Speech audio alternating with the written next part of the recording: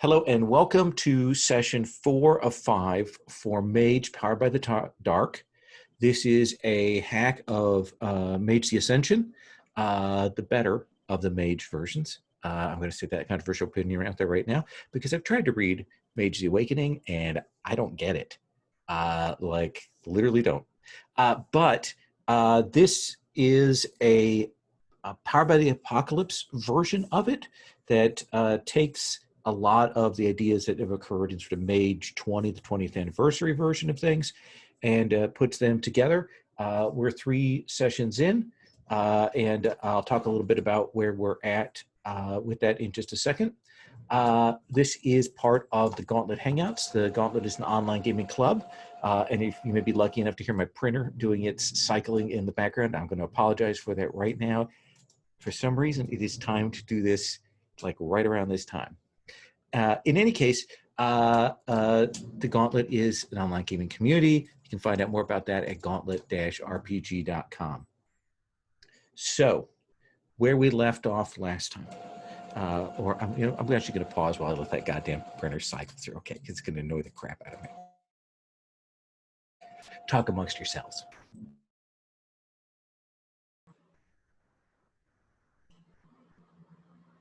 I got it. Now it's done.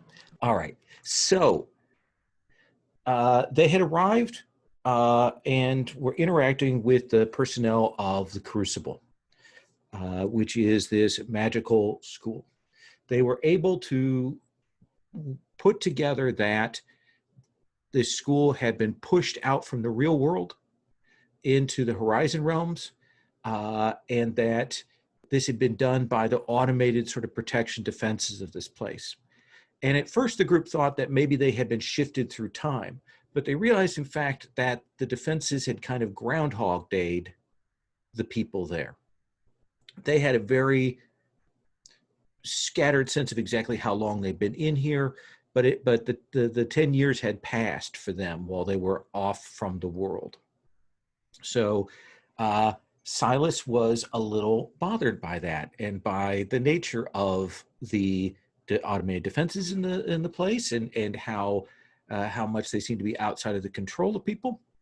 And so he decided to start messing with it by essentially playing with the sacred architecture of the place, the feng shui, fixing it. So the defenses did not care for that. And B, the people who were on staff also thought that maybe this was not the best possible idea. They had a conversation with June, one of the instructors who was very reticent. And as they talked to her, she got quieter and quieter and quieter. Meanwhile, at the same time,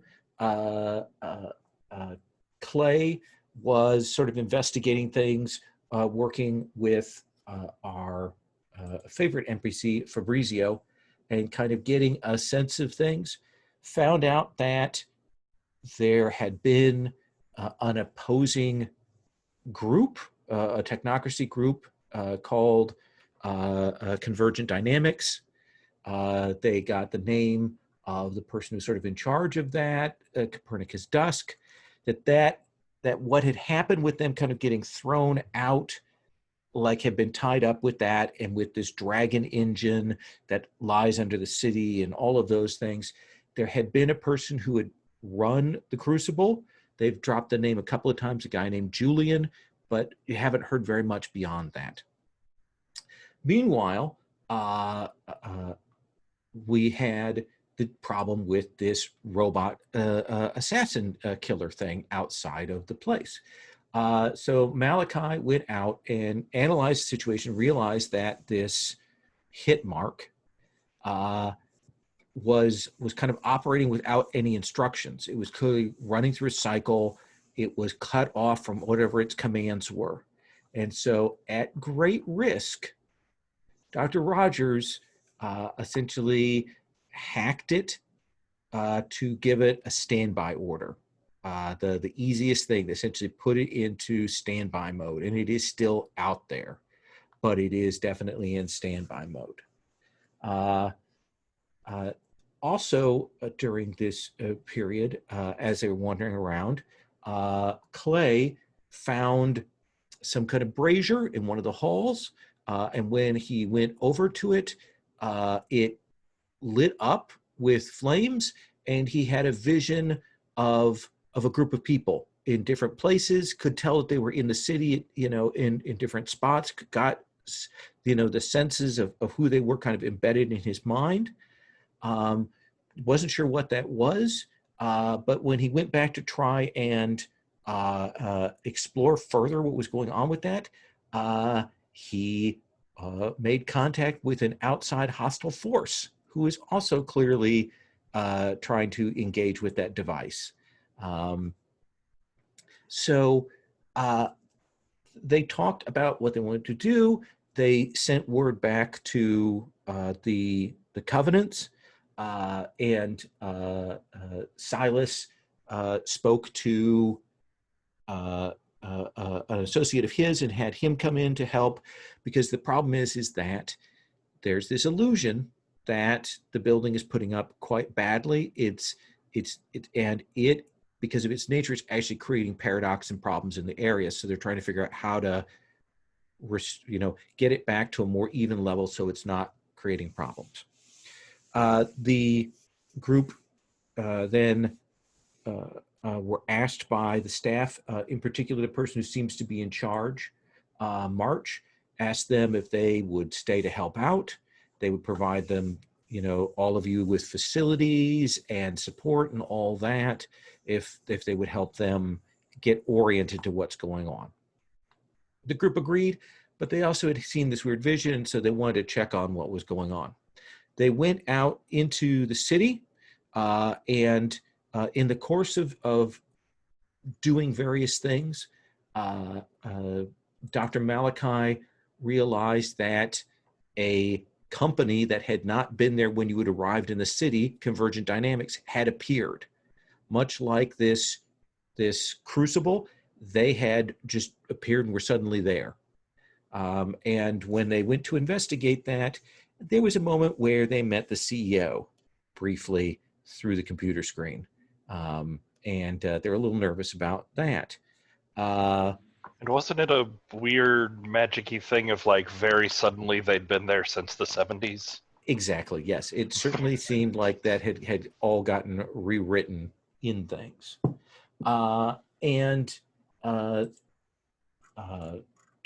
Your friend, Silas's friend, Viridian, arrived and is working on figuring out about the status of things. The more Silas talked, the more nervous Viridian became as it went along. Another thing was that they crossed paths indirectly with one of the people that Silas had seen in his vision. That person had come into his shop and shoplifted some things. Oh, not Silas, Clay's shop, and shoplifted some things.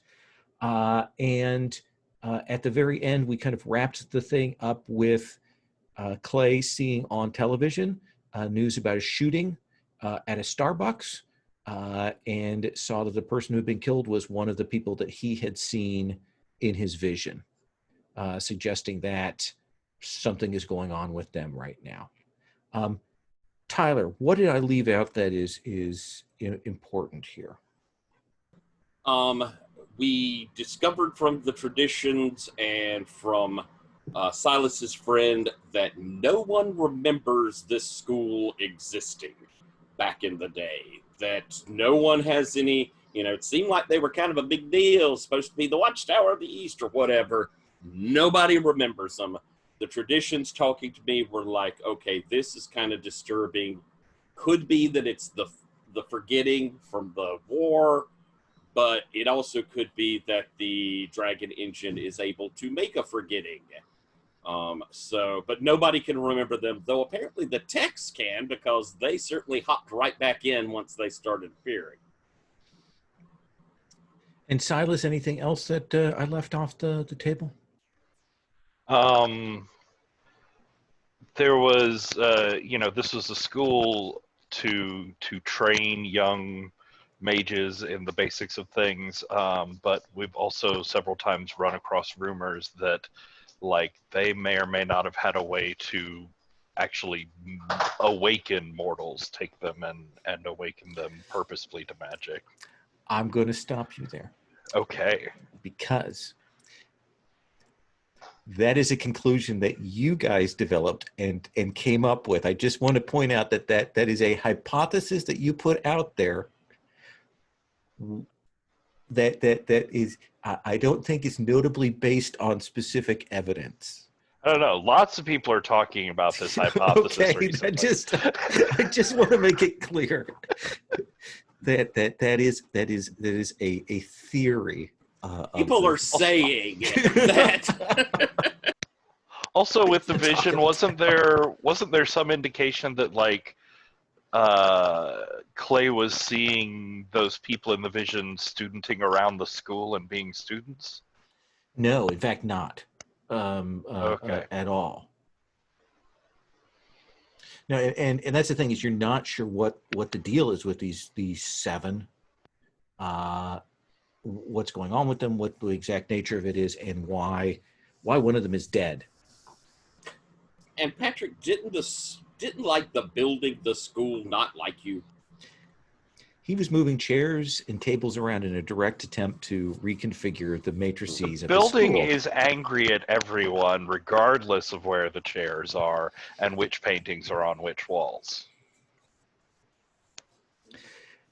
And that was one of the other things I think that's another important detail that comes out is that it became clear in conversing with the people, the staff left, that they don't know how the defenses entirely work, that they are trying to disentangle that and figure that out, that this Julian set these things in motion and they're trying to figure out how to do it and fix things, but they're also incredibly conservative in their approach to things, unlike Silas. So Clay, it's been about a day, not Clay, I'm sorry, Thomas, it's been about a day and a half. What do you think that you've been up to either in the school or if you went off campus into Madding? What do you think you've been up to? Let's see. So how was it explained in the story that I was not there as of last session? What before I answer? Like, was it just kind of a next day kind of thing, and I don't show up, or?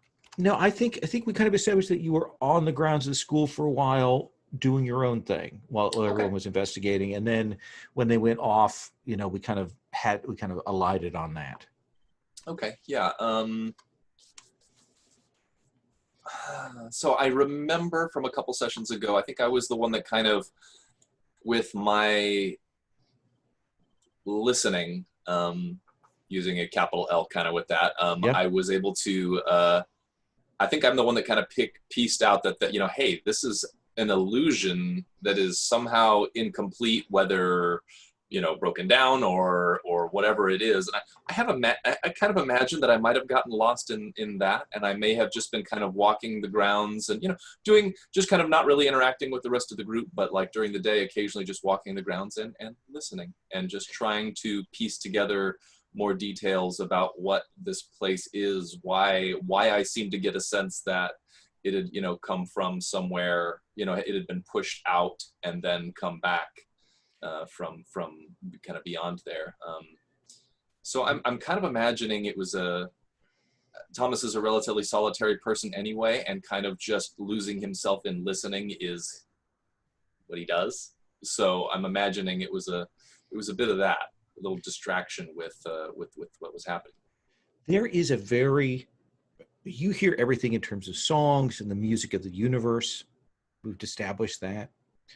When you're on the grounds, you definitely hear the song of this place. Like it's strong, it's definite. You hear the chords of it. You can feel it thrumming. When you go out into the city, off the grounds, you hear what for you is this song of that city. And there's definitely a dissonance, a clashing of those songs that's happening, in that liminal realm around the school. But the thing that will strike you is, as you're listening through the day, the discordance remains the same. Like, that's still a problem. But you can tell that the song of the school is changing, is trying to shift to match the song of the city. Like, it's trying to go and get in tune, get on the same score. Yeah, trying to reach an equilibrium there. Okay, yeah, that makes sense. All right. But it may be that there's just so much dissonance already created that that's kind of sustaining itself. But the school is definitely like coming back into sync with this world here. Though one of the things it does tell you, like, if you go over near that shutdown hit mark, you'll hear a little bit of that song from it. Like, you're able to tell that it also was out of sync with the world. And in it's the just same way? Yeah, in the same way. Like you can hear echoes or snatches of that same song hanging on it. Okay. The same song as the school and the crucible. Yeah. Exactly. Okay. Interesting. Now, one of the things we do at start of session is everybody's going to highlight one of their 4 stats, and that's to give yourself some XP later on. And you can highlight the same stat you did last time. It's entirely up to you. Dr. Malachi, what stat do you wish to highlight this week? I think I'm going to highlight dynamic this time. Okay. And dynamic governs manipulation, fleeing danger, and having epiphanies. I see myself fleeing all over the place. Excellent. And then Silas, what do you want to highlight? I'm going to switch over to questing this time. Questing includes feats of strength, agility, or toughness, inspiring someone, and hanging tough. And Thomas, what would you like to highlight for yours? I'm going to go with pattern. Okay.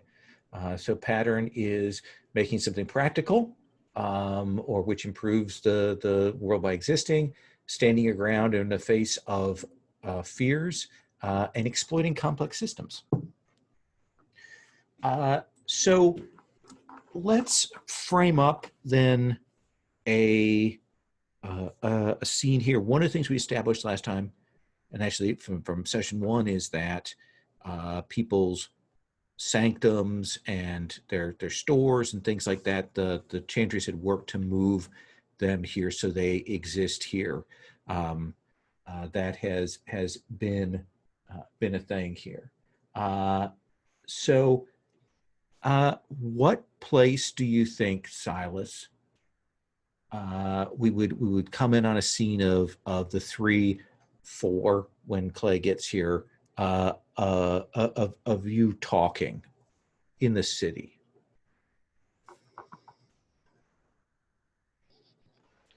So I have a sanctum laboratory sort of space. So I think it would be in probably be in an abandoned warehouse type space, not like a football field one, but a decently large open space where, like, the inside looks nothing like the outside. He's playing around with different geometric forms and different ways of redoing the architecture inside. A lot of it's imagery called up from other times or other places, and not necessarily things that he's physically built here, but some of them are like mini structures and sort of model cities and things that he's built in here. When people come in here, when you bring people in, what is the first thing that they notice? Like, what is their eye drawn to right away? I think there's a big, like, spinning chandelier modern art type thing in the middle of it. It's like geometry and spinning and lights shining out, and the whole thing's probably about 15 feet from top to bottom. And it's over and illuminating, like I think in the center is probably where this like model city is, that's built out all of like perfect planes and forms, and has things that shift the geometry underneath it, but a lot of it is just like these weird shapes over it spinning and casting shadows that seem to warp all the angles below them. Dr. Malachi, what do you see here in Silas's sanctum that echoes your insight about them? I think I see where there are a lot of things started but not finished. Like there are books half read, there are papers half written, there are experiments that are in process, but tending to get to that finishing point seems to be something that they have trouble with. Can't quite finish anything, starting lots of things. Mm-hmm. Distractible. I don't know anything about that. But anyway, Thomas, what does this place sound like to you?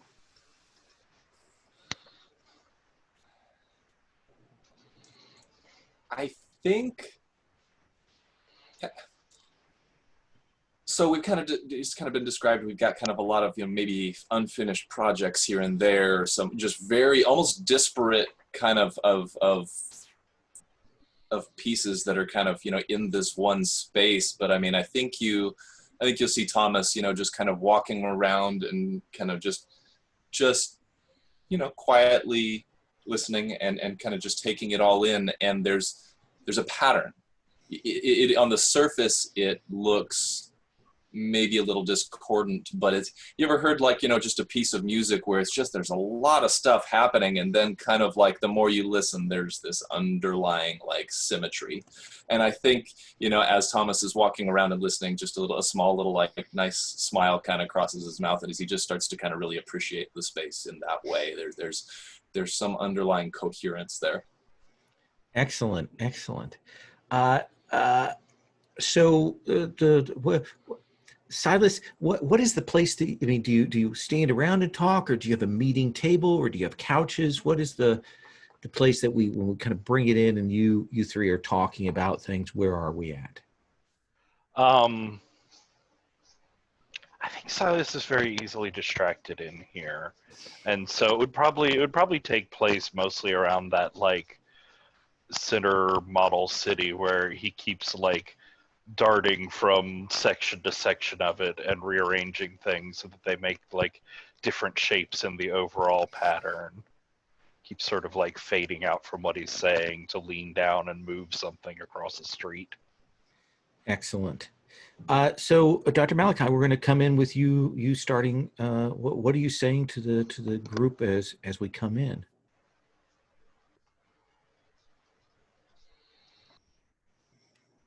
Sorry, I was putting my new move in. Oh, what's your new move? I picked up luck manipulation, I believe it's called. Yes, okay. Luck manipulation. I can make objects or beings lucky or unlucky. So what am I saying as we come in? Yeah. Considering how things have gone, as much as I hesitate to think about it, we may need to split up. We need to get a look at this tech node, this company, and I may be able to go unnoticed more than most. We talked about going together, but the truth is cameras and things like that tend to skim off of me a bit, and I can do a few things where folks just don't pay that much attention to me. We also probably need to take a look at, Clay found one of these people from his brazier vision. Someone probably should go talk to her. Okay. Well, I mean, if you need backup infiltrating the heart of the technocracy in this area, certainly I'd be very willing to. But you know, I often find myself just far too fascinating and magnetic for people to ignore. Again, and of course that's true. You are just stunning. But I don't intend to infiltrate. It's more of just a quiet bit of reconnaissance. Something that requires just a bit of listening. Is that what you mean? You get a little bit of smile out of Thomas there. Well, yeah. Now that you've got a point there.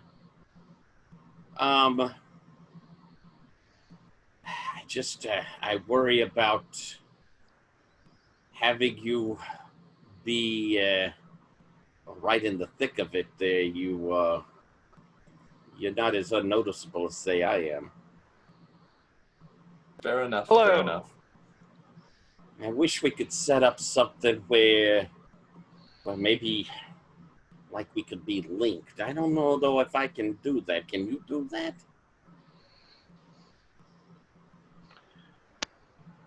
Hold up my phone and start a group call? I don't know. Would your magic work through a phone?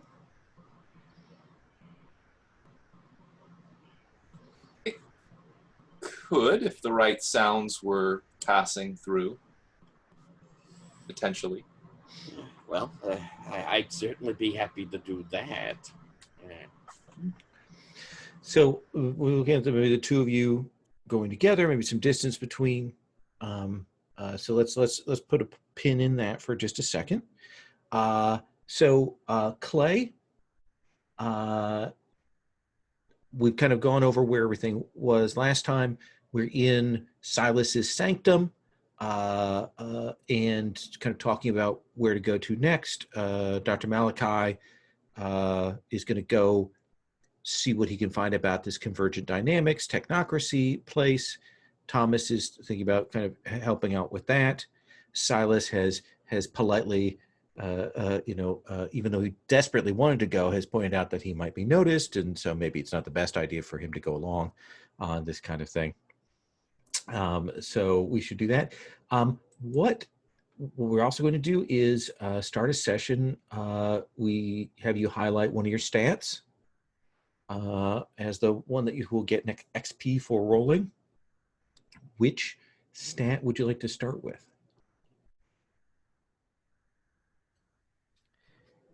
Yeah, okay. Let's see.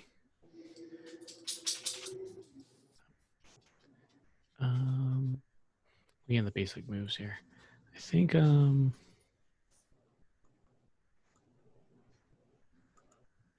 it'd be bad form to pick the same one twice. How about Okay.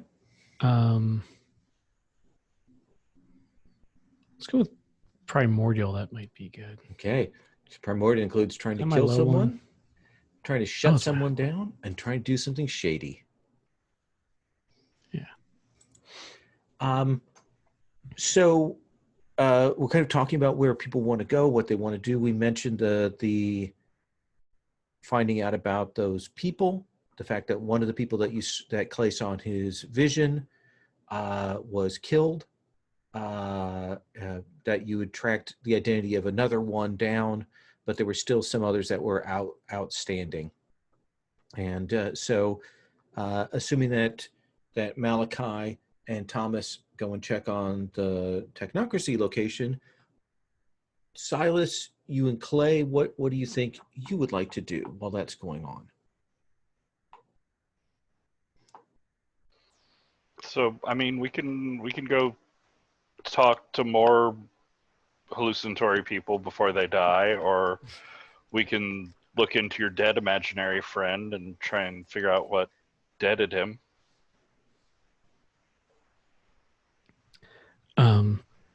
Listen, I don't know if you're one of those like fake news people, but here's the article that this person died. I don't know what this imaginary friend thing is coming from, but Oh, I think that's a no, pretty good lead.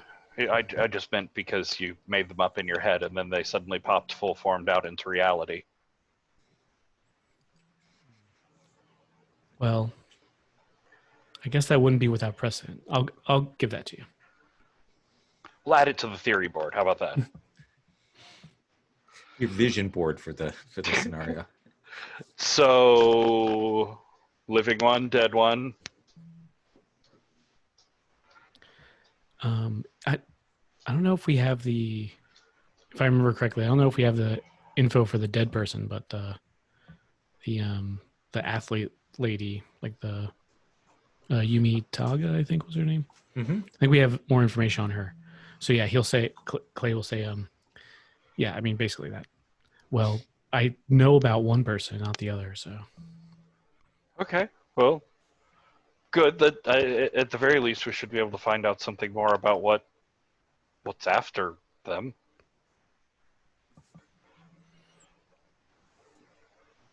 Well, yeah, sounds like a good idea to me. All right. Well, that sounds like we have a plan. So I assume that we'll have the groups split in two directions.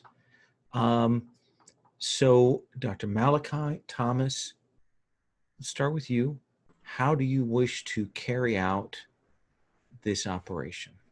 I would first like to do a bit of magic to make either Thomas himself lucky or your phone lucky to pick up the noises. Might as well use what I got. But I suppose with the phone, it would be pulling in forces because I would be doing like Sonic. Or with you, it would be life. But I happen to have both of those. So, Thomas, you feel lucky, punk? Or would you prefer it be your phone? I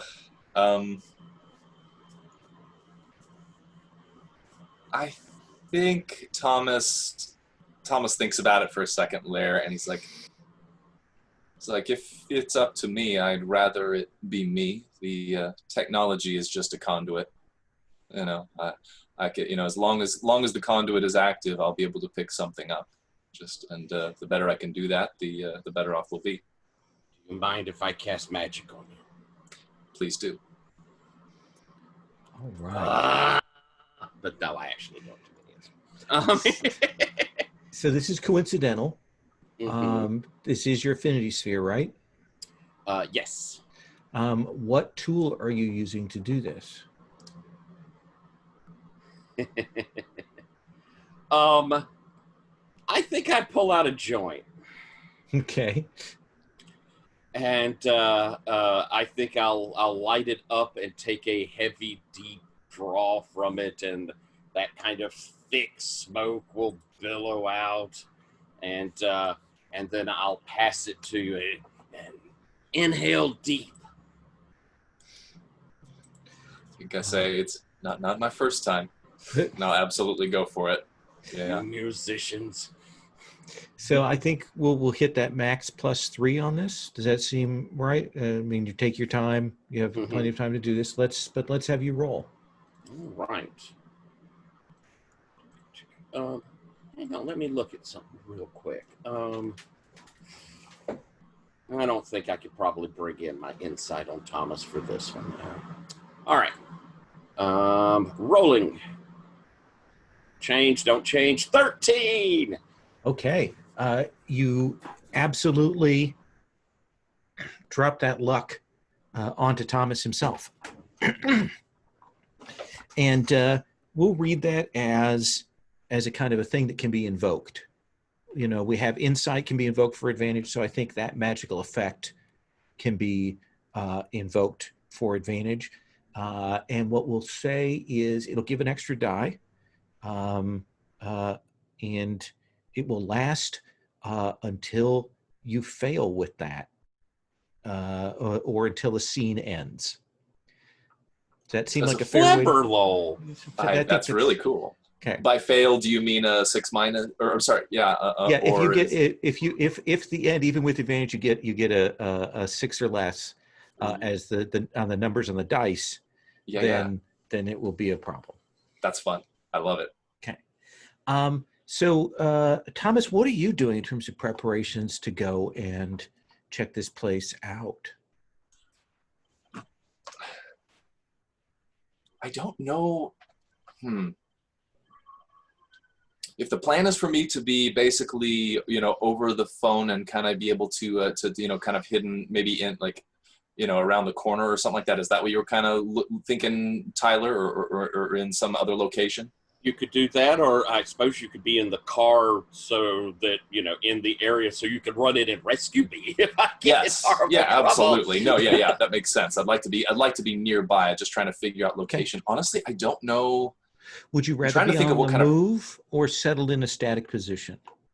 Ooh, I think I would probably be moving. I think that's the least suspicious option. I'd probably be circling the block, or going kind of in a, pattern around a few blocks right nearby, but, maybe occasionally pulling off. Let's assume that you trade the limo in for a less conspicuous vehicle, but that sounds reasonable. Got Dr. Malachi's driver is driving you, so you don't have to worry about that. Perfect. And he's very accommodating. You tell him to turn a certain way, he'll turn. So you're going around. Yeah, I think about the only prep I've got is I've got some really serious, like, recording studio quality headphones hooked up, like, plugged into my phone, just ready for whatever I need to listen to. Absolutely. And yes. Sorry. On, and I would like to get a gun. Would like to get a gun. Does Dr. Malachi have a weapons, like a gun license? This is Massachusetts, so they're all funky on that, aren't they? Yes, they are. If you say to me, because you're wealthy and so you're white, people don't question you that much in Massachusetts. Yeah, white and wealthy probably gives me a lot of leeway. Unfortunately, but. I think probably over my years, I have had to have a gun here and there. Yeah. So you've got a gun, and you've got it concealed, and you will be dropped off here in downtown Madding. You're kind of in the downtown area where there are some taller office buildings.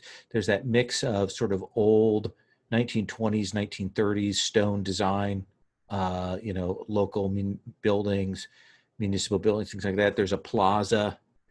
There's, Revolutionary War memorial. There's a fountain, that kind of thing. And you kind of walk across that. It's mid-morning, let's say. So there are people coming back and forth through here. Pigeons all over the place, filthy beasts. That kind of form a pool behind you as you're walking along. You can see the Conversion Dynamics building up ahead. What do you want to do? I would also like to cast on myself a one of my control probability, which is being able to push the likelihood of things happening up and down, where chance is the most powerful actor. I'm trying to give a people just not looking at me. Okay, so essentially you want to establish that witnesses are not going to remember you. Right, and just, because like anybody looking, or if I call them, that's not going to affect it, but the kind of casual pass over. Let's have you roll. Alrighty.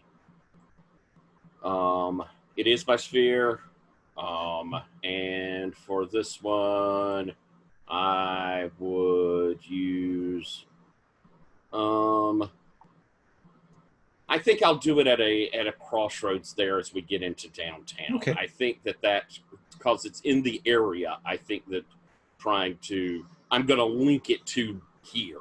Sure. You spend a little bit of time doing this, so let's have you roll +3. Okay.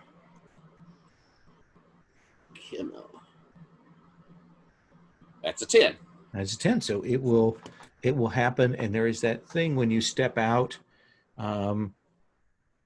You've tuned this to people so the pigeons see you and kind of follow behind, but the people all, it's that minute when they look away as you come past. We see you walking, the kind of POV, and they're kind of just their heads turn at those moments.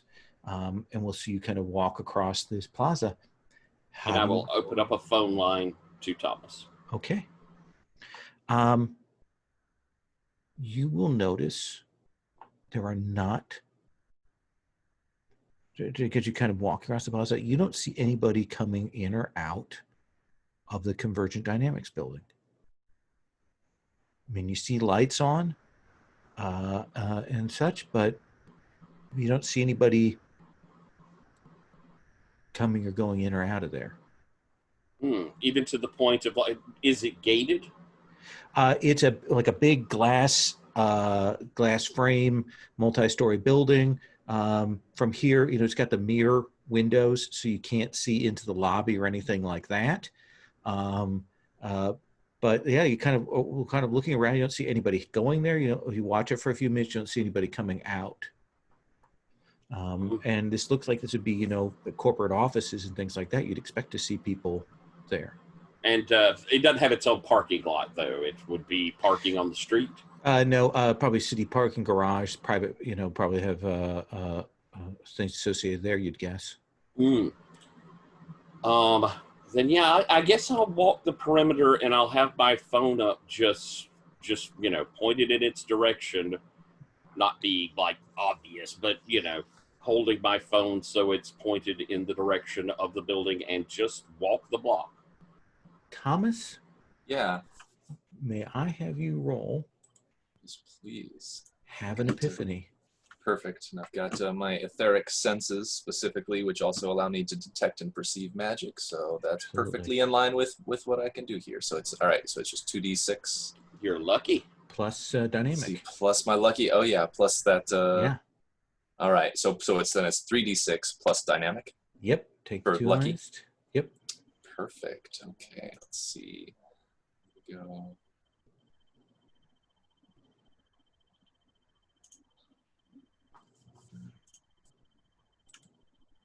All right, so that is a 7 plus 2. That's a 9. That is a 9. Would you like a more specific explanation of what you're seeing? Or would you like it more vague? If you want it more specific, the storm gathers. Oh, let's have the storm gather. Absolutely. Okay. And I think that song will come through. You hear it, you listen. And it is exactly the same tune as the Crucible. In fact, you pass through some of that space of kind of the discord, and you will realize that whatever happened to the Crucible, the same exact thing happened here. Are we talking the same to the point where I believe they were pushed out to the same place, or you don't like that's like a little too much, but that's fair. They also clearly got pushed out. Yeah. Okay. In the same way. Yeah. I'll definitely relay that to Malachi if they're listening in on the phone. Be like, this place was also pushed out, very similar to the Crucible. The sound is almost identical. It's that discord layer between the city and this alternate song of where these were moved to. It's hard to parse, but yeah, same thing. They don't have anybody going in or out. I just don't think I can feel comfortable trying to break in there just straight up. But would you like to you could have an epiphany and ask a question. You've walked around, you've looked at this place. Is there something you want to know? Yeah, let's do a little epiphanizing. And then I'm going to come to Silas and Clay. All right. Well, I'm rolling an epiphany. And it's a +1. And I get an XP. Oh. That's a 6. So I get 2 XP.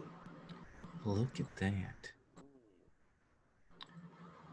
What is the thing that identifies the technocracy agents coming this way? not necessarily hit marks, but what is the thing? What is the motion or the step or whatnot that IDs a couple of technocratic mages coming this way? I think I see behind me, just like there, there's pedestrians or whatever, but suddenly from behind one on either side steps men in black suits. They've got their earpieces on and their sunglasses, and in just unison they kind of tap into their earpiece, and They're walking across. They are not walking at you, but they have kind of moved themselves apart enough, and they're clearly scanning, searching the area. We'll come back to you in just one moment. Clay and Silas. The living or the dead? I think we chose the dead because we had more information about them, rather than just vague impressions. Was that the choice, Clay? Okay. Yeah, I believe so. Okay. Then we will find you at this Starbucks. This yesterday they had the shooting here. They've got it closed down, but it's in one of these areas where essentially it's a Starbucks that was in a parking lot, and there's kind of a strip mall behind it. There's it used to be a Blockbuster, but now it's a pet food store. And here's a Dollar General. And here's a FedEx Kinko's. There's that kind of area around it. But there's still police tape up and stuff. And they're directing people to the Starbucks across the street. The one that's in the grocery store across the street. How do you two want to approach this? What do you want to do? So my idea is I can, look into the past and try and see what was going on, and maybe we could follow someone backwards from where they came into here back to where they were before. Unfortunately, it's not like a key in on a person and watch them. It's more of vague, like just what's going on around me at a certain time. So we may have to actually follow someone. But what have you got? Well, I don't have much, and that sounds great. Okay. Give me 15 minutes. I'm going to need to do some makeup work. You don't know anything about makeup, do you? Honey, I know all about makeup. What do you need? So he will work with you, and whatever sort of makeup kit we can throw together here. It may be incredibly extravagant. I'm not sure. But basically, he'll lay out dots and points on his face and talk about we need to connect these into a web of different geometric forms, and the more sort of interconnected and holistically fit together the whole design is, the better the whole thing will go. Oh yeah, I love that. And several times, I think Clay's like, well, this angle is nice, but this is not your color. I'm going to start over and do this again. Nice. So yeah, it ends up as this crazy sort of pointillism mask going around his eyes and off into his hairline. And we'll try a viewing into the past. Okay. So this is coincidental. Because nobody's seeing you do any of this. Yeah, I'm not conjuring up visions or anything. Right. Is time your affinity sphere? It is. And this is a very personal tool. And you've spent some time getting this together. So I think that's a +3. Nice. So I'm going to get some new dice.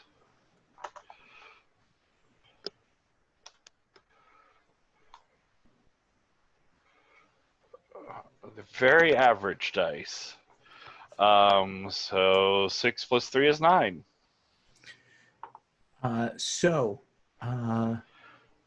You have two choices. It can be not as powerful or effective as you hoped, or the storm can gather. Have you seen the shading and contouring? It is obviously as effective as I wanted it to be. More so, even. So, storm. Storm. Always storm. Where are you at on your storm? Just 2 so far. It's fine, probably. Absolutely. You're losing money not investing heavier in storm. Right. Yeah. So you will go, and we'll see you have to kind of go around back of this Starbucks. They've got one of those like chain link fence things that surrounds their dumpster back there. And that gate is kind of open now because the shooting happened there. And you will roll this back, and you'll get that vision of gawkers with camera phones over the last, several hours, and people laying down, somebody went to a 7-Eleven and bought a rose to put down there on the ground, and you see that, and it will, then you'll see the last of the cleanup people from the police and the crime scene people. And then, you see the full CSI team, and then you see them carting the body away. And at the end you see the police arrive, and then you see this person draw the lightning back up into their hand as this guy hits the ground. Yeah, okay. That's where we'll sort of pause the rewinding and sort of focus in on this moment a little bit and play it back and forth. And you see this very sharp-faced, angular woman. She looks very severe, very close, like her hair is cropped, her cheekbones are high, everything is very precisely done, incredibly pale. Her outfit is stylish, but has lots of angles on it. And you can see that she's clearly, you can tell that she's been having a conversation with this kid in the Starbucks uniform who was out by the trailer. The thing that will strike you is, as you kind of turn your attention from her and the lightning, is you see he's kind of raising his hands, and you'll see the air shifting around him. Like you can see that he was starting to cast. But it's the look of somebody doing this without any conscious control. So Silas is there as he's like playing around with the vision. It sort of looks like he's got like a headache. He's got like fingers pressed to his head, but his fingers are like moving from point to point to try and focus in on things. And as it gets to it, he'll talk about, okay, Register Monkey out on his break. Okay, yep, he's talking with Leather and a Razor Cut. I mean, she's obviously the villain of this piece, straight out of Central Casting. And oh, yep, there's the electric laser hands. All right, okay, no, wait. Oh, wait a minute. Looks like Register Monkey had something up his sleeve he was trying to pull off. Some sort of magic or possession or something. Doesn't look very practiced. So what do you say? You want to follow Razor Cut? I mean, she's obviously the sort of dangerous bad guy that'll have some sort of backup or plans or something that will set off as soon as we start following her. But, I mean... That was yesterday, though.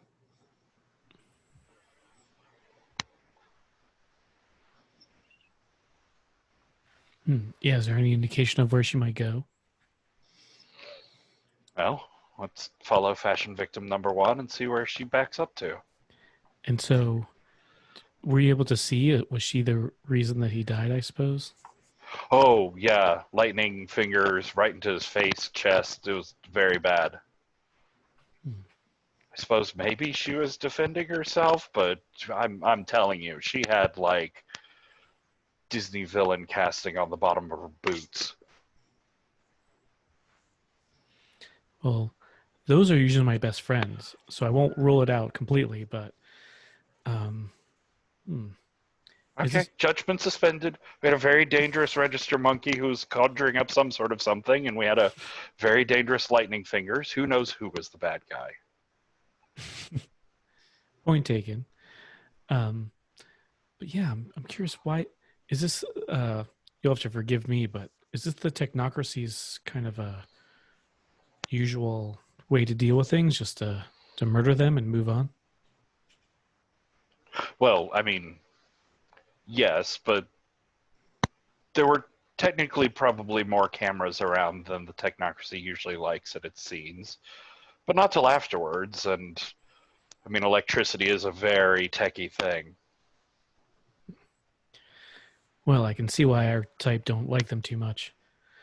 Well, then, yeah, where do you think she went? All right, sort of zoom in again, and let's follow the Matrix Extra back to her car. I'm pretty sure it has fly-wing doors. Clay, you will notice as you are doing this, as Silas is invested in this, kind of are sitting there, and people are going about their business. Though Silas does look quite odd with that makeup, so people are watching, especially because you're by a crime scene and such. So, are you trying to keep things low key? Or are you trying to observe? What's your role while Silas is doing all this magic?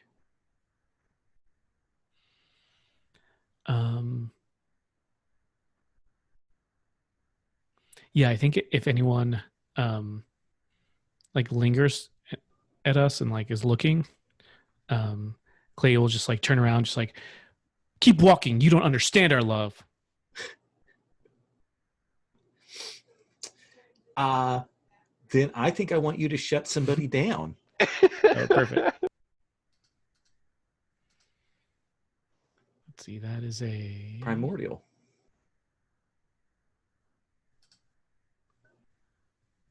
Oh, that's my XP one. Even better. All right, let's see.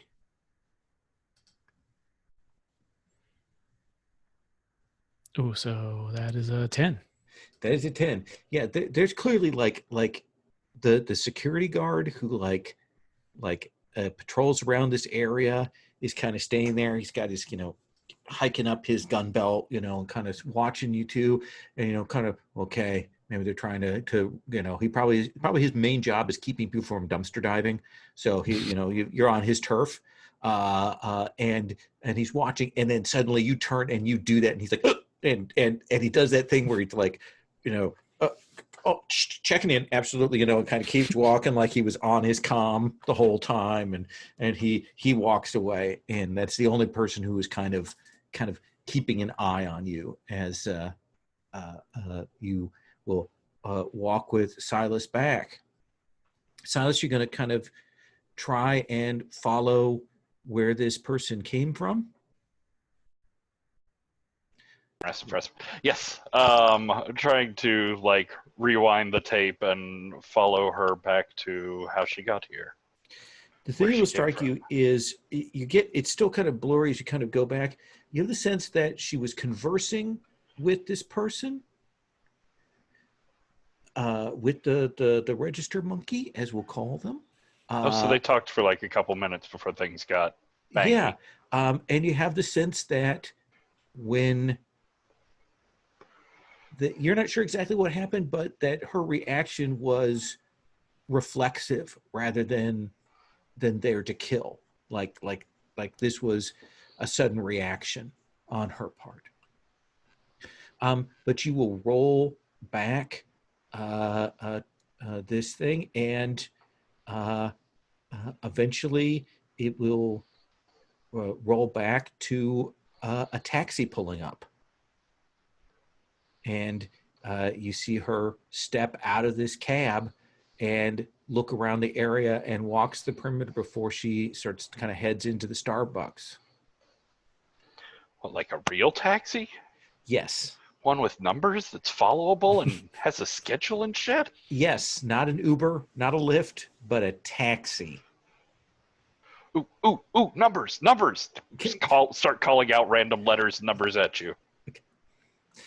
So you will get the cab's identification, medallion number, whatnot. Let me cut away from you two for just a moment, but probably more than a moment, because we need to know what Dr. Malachi is doing, saying to Thomas. What are you up to, Doctor? You are still muted, weirdly enough. Hello. There we go. Okay. Quick question. We've said kind of the war is in détente, but what does that mean? Are we still, like, when we run across each other, do we immediately fight? Or is it more of a, if we could get the drop on each other, we would probably do something nasty? Or is it just difficult? There's no negotiated truce, but both sides have clearly been knocked back on their heels.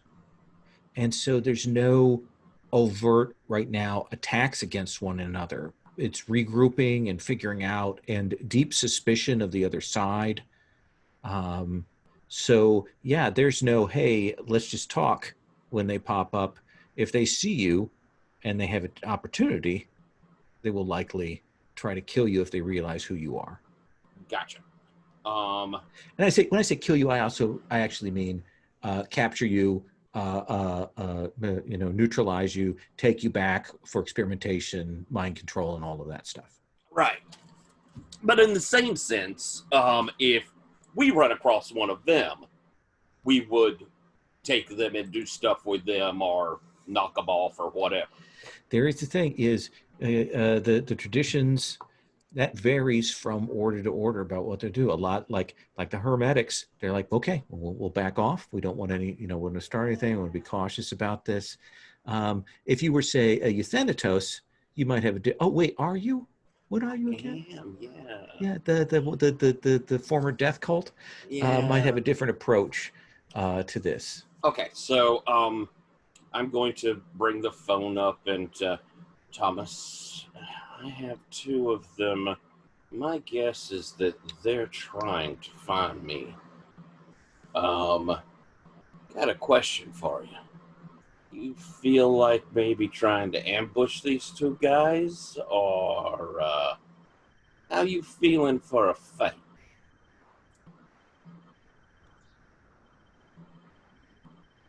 I think Thomas says, I'll have the car pull up around and I'll follow your lead.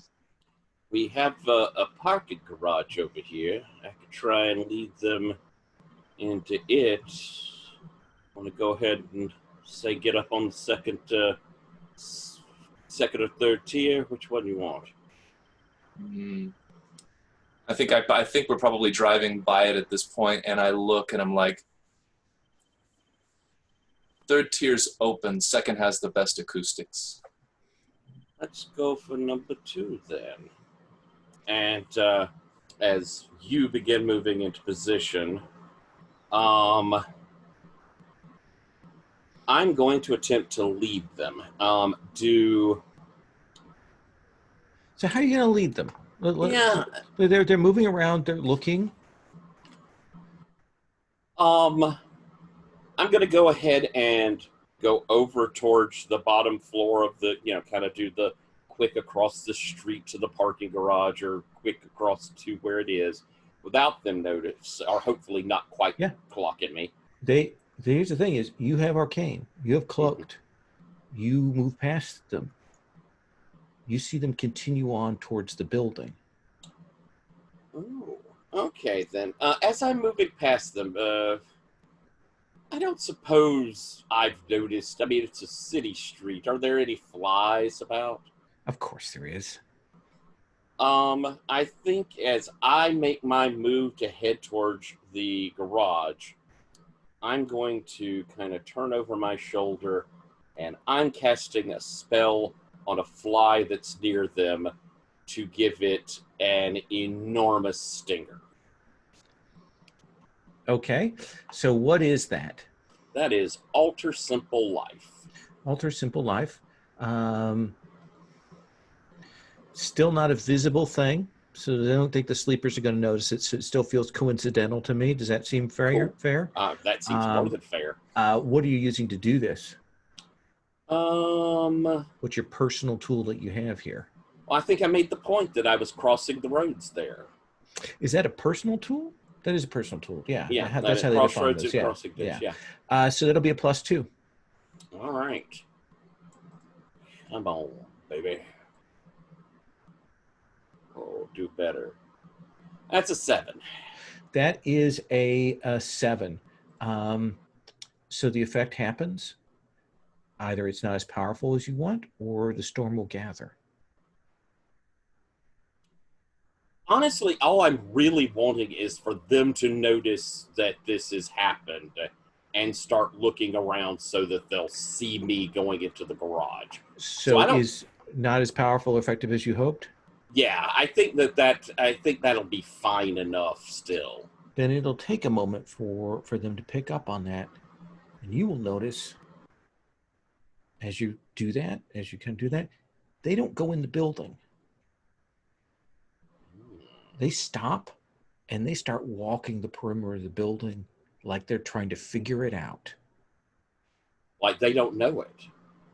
And then one of them turns and picks up the fly, and you see them both and start moving that way.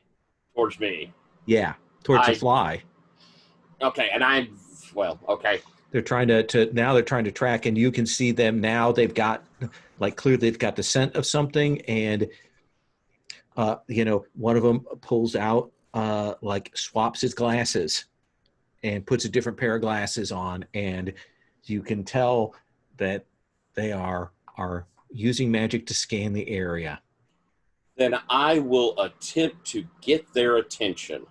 I'm going to, do just a motion as they're casting my way, kind of like this as I head up the stairs of this parking garage. Absolutely. I think that you are essentially, I believe here we have this defined as trying to escape from danger. Kind of. Yeah. Right. Or do you think this is you more you doing something shady? Yeah, it might be doing something. I'm trying to lead them. It might even be. Yeah, this is. I think actually this is. Yeah. But it could be shady too. Yeah. Let's do the shady one. All right. All right. So that's going off of primordial. Yes. And my primordial is not horrible, but not great, if I remember correctly. That is correct. Okay. And I have 0 insights to help me with that. Because I haven't collected those. All right. Come on, roller. Stay. Oh, well. It still stayed all right. 7. Choose on a 10 plus, you succeed and choose 2. On a 7 time, succeed and choose 1. Goes the fact that you're tricking them, it goes unnoticed. You leave behind no incriminating traces, or the storm doesn't gather. See, I'm trying to lead them. So if my activity goes unnoticed, that means they won't realize that you are in fact leading them a merry trap. chase. Yeah. Right. Okay. Then I'll take that one. And so I guess the storm indeed does gather. Yeah. So what we'll see is the storm gathers. We see that fly kind of buzz off somewhere else. And you are moving up through here. Thomas, what are you doing in preparation for these 2 technocracy operatives who are hot on Dr. Malachi's tail? I think what you see is as the car has stopped, kind of parked in the lot, you see Thomas kind of just slowly take off his headphones, and he kind of sets himself up with his arm out. I mean, he's a cellist, as if he's almost like holding air, and he just kind of starts to play. And I'm attempting to use one of my moves here, Sword of Light, and I would like to conjure a bow of light. Excellent. So this is This is a little vulgar, but you can pull this out here. Okay. Yeah, and it Um, is. So is this your affinity sphere? It is, yes, prime. And what is the tool that you're using in the casting here? So this is going to be, let me double check. This is going to be primarily energy because it is kind of a listen and gather kind of move. So the move itself is I'm spending quintessence, which I gathered one quintessence when we first started examining and investigating the crucible. Right. And I am basically condensing that energy, and energy is one of my tools, just the vibratory nature of it, to kind of condense it into a luminescent cello bow. That seems fair. You have some time to do this. So we're going to say you're going to roll this with a +3.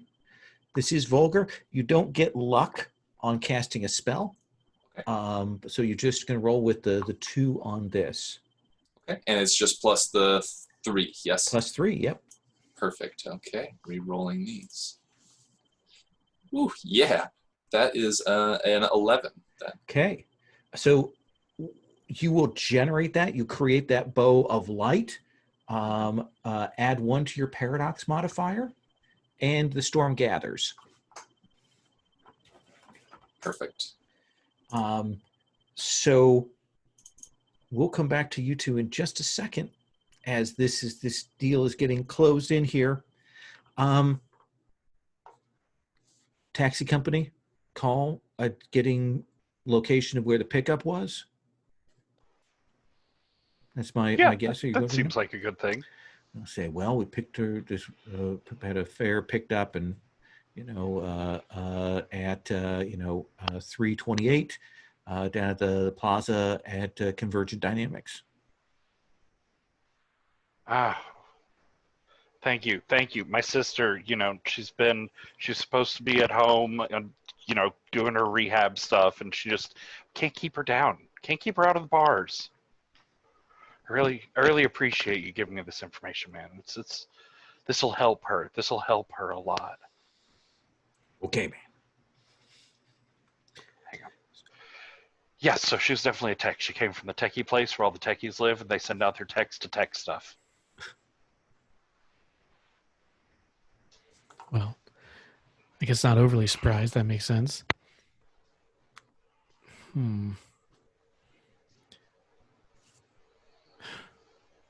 Well, this is unfortunate. I was hoping this was more of a race to catch these Waken people, but if they're murdering them, that's especially bad. I know of that other woman that was in the paper. She could be in danger too, I suppose. And these other, 5 people I saw? The imaginary people, you say? If there's a race to collect them, I mean, well, I never like to lose a race. True, and I suppose imaginary people is harsh. Obviously, you have at some point realized them into the actual world. So I suppose they're just your personal creations, rather. Of course. Okay, so, I mean, following haircut involves breaking into the technocracy, which I think Dr. Malachi already said he was going to break in and bomb that place anyway, so we should trust him to find that. So Figment number 2, former Figment. Well, this one, at least we have a name. But that's about it. Name and where she goes to school. Oh, yeah, sure. She goes to UMass Matting. Cool. Let's go stalk a teenager on her way to class.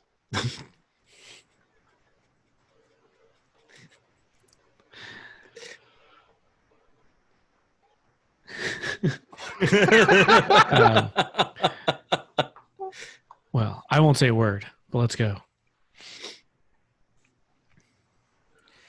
So you two will head off to UMass Matting to go and check on this. Let's take our break here, and we can continue back. We'll frame up this tussle and put you on campus at UMass Mading, okay? So take like 6 minutes.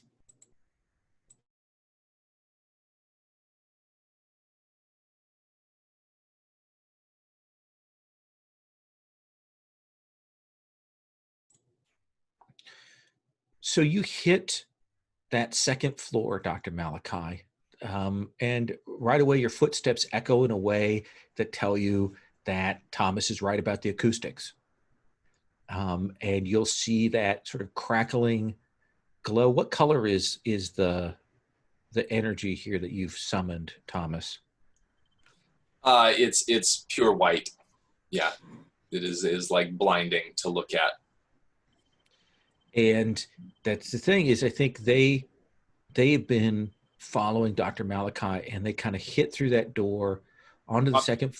Yes. Is it possible? Do I have enough time as I reach the top of that? Are they right immediately behind me, or do I have 30 seconds? Let's say 15 seconds. That means I got a fast cast. All right. I'm going to turn as I come out of that stairway and reach up to the arch above it. And I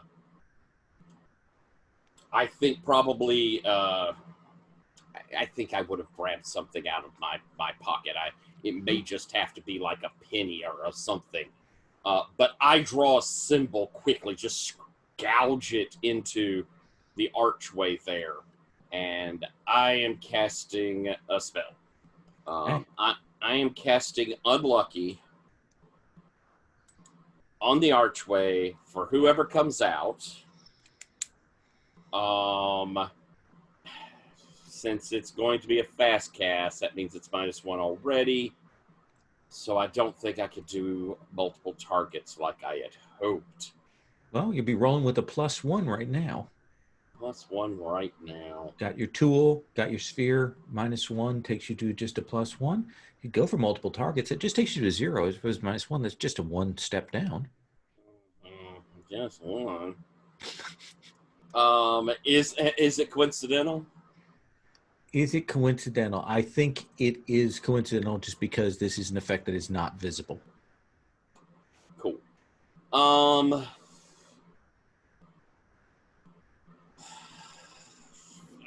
I'm going for multiple targets. Roll with a +0. Stay. That's an 8. That is an 8. The effect happens, but choose one. It's not as powerful or effective as you hoped, or the storm gathers. Oh, I think that definitely that storm is noticing all this I've been doing here lately. Absolutely.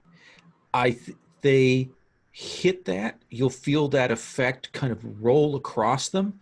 When they come out of those stair doors, they've got guns in hand.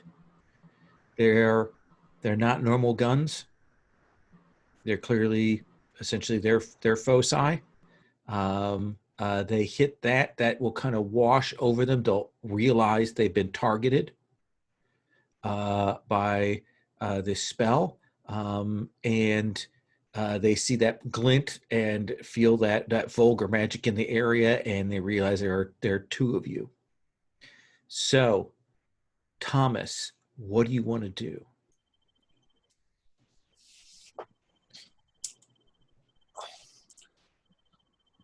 I'm imagining that I was, and you tell me if this sounds all right. So they're coming up through a door from a stairwell. Is that what we're saying?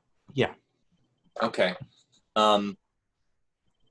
I am imagining I would be kind of right beside that door. Is that a reasonable thing? Sure. Enough enough that they can kind of get a glance, and so you're far enough. Yes. You're not going to get hit by the anti-luck thing. Gotcha. Okay. And you want to try and hit one of them with this energy weapon? I do. Yeah. I think it's a yeah. So am I? What's that? Sorry. That is the fuck them up move. Yes, it is. Absolutely. So, yeah. Would you like me to describe how it looks before we do it, or wait till we see the result? Let's have you Okay. describe what it looks like, and then we'll close the deal. Okay, just to double check, am I within physical striking distance, or are we talking more like energy ranged? Probably energy ranged. That's fine. Okay. So I imagine that it's kind of a holding the thing up and to the side here, and then it's just a one long slash in the air, kind of ending in a very, very stark pose, standing straight up with kind of arm and bow kind of pointing down into an angle. And I'm imagining an arc of the same type of energy that is kind of like pulsing and like vibrating as it's moving towards them. Yeah. Perfect. Roll, and you still have your luck effect going, so you may roll 3 dice. Perfect. All right. By the way, I do suggest my way I've been doing this with Roll for Your Party is I remove all my dice and make new dice each time. That way I don't get the delay. Gotcha. Yeah, I ended up using the 3 that I had, and I did get a. So is that plus? That's plus my. It honestly doesn't matter because I got a 10. So Okay. we're solid there. Primordial, yeah. Yeah, it's plus 0, so yeah. A 10. Oh, so you had a 4, a 5, and a 4. I see 2 5s. Oh, I'm not looking here. Why is it not? Yeah, on the gray, the silvery ones over there. See, this is what's killing me. Of course, it doesn't resolve for me until I have to refresh. Oh, So, sure. All right. So on a 10 plus, you inflict harm as established, and you can pick one. You can cause great harm, gain insight about your enemy, or inflict a condition on them. So I'm imagining that I'm only attacking one of them, or am I attacking both? Okay, so since I'm kind of alpha striking here, I think it's going to be inflict incredible harm. Trying to at least incapacitate one of them so that we can do whatever we wish with the other. That'll hit them. You will see like they clearly have like Kevlar, like lightweight Kevlar that will just disintegrate from the hit of that. And then that energy cuts into flesh and bone, and this guy comes falling back. He's not dropped, but he is crying out, and he's bleeding out, and now kind of rolling sort of bizarrely fast along the ground, using forces to get himself out of the way. But he's leaving a trail of blood on the ground. Dr. Malachi, that happens. The other guy is there. What do you want to do? I'll look over to Thomas and smile. That was a good show. But primarily, the thing is, we need information out of them. Just killing them does not help us. So I think I had kind of moved to the side of the door. And so as they come out, that one's hit, and I'm going to put my gun up right behind the other one's head and say, "You're already beaten. How about we have a chat?" All right. So let us see. This is Manipulate. manipulate. Okay. Alrighty. I don't have anything to help with that, but I am good at dynamic. Come on, guys. I think I'm gonna listen to you, Lowell, and I'm gonna just put in new dice. I'll probably get fucked. 7, 8. 8.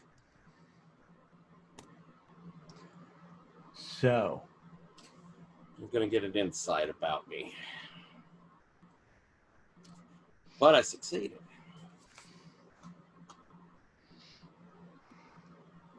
you put that to his head, and I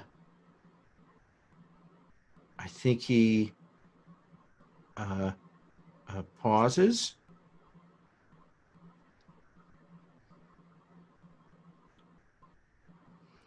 And he says, "You don't know what's going on here either, do you?" That's what I'd like for us to talk about.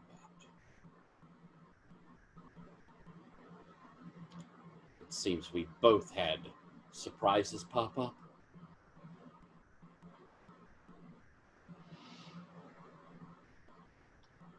And he'll turn. He drag the muzzle of the gun. He'll turn and face you and kind of looks at you. He hears the groaning of the other guy, looks over at Thomas to see whether Thomas is following up on that guy. Definitely walking that direction, but with no overt additional violence at the moment. He says, all right, let's everybody chill. I think that's best. Put away your weapon. He just lets the gun drop. I'll kind of step back and lower my weapon down. Let's have a discussion. Then we all can just walk away. Absolutely. I'll motion over towards Thomas to, kind of the don't kill that guy. Sort of. I think I nod, and I even say out loud for the sake of the one that you've got over there, I'm like, I have no intention on hurting this man any further as long as he doesn't make a move. And I look back down at him. This guy you're holding at gunpoint says, Carl, pat yourself up. Stay under the car, pat yourself up. So I take it this node isn't one of yours.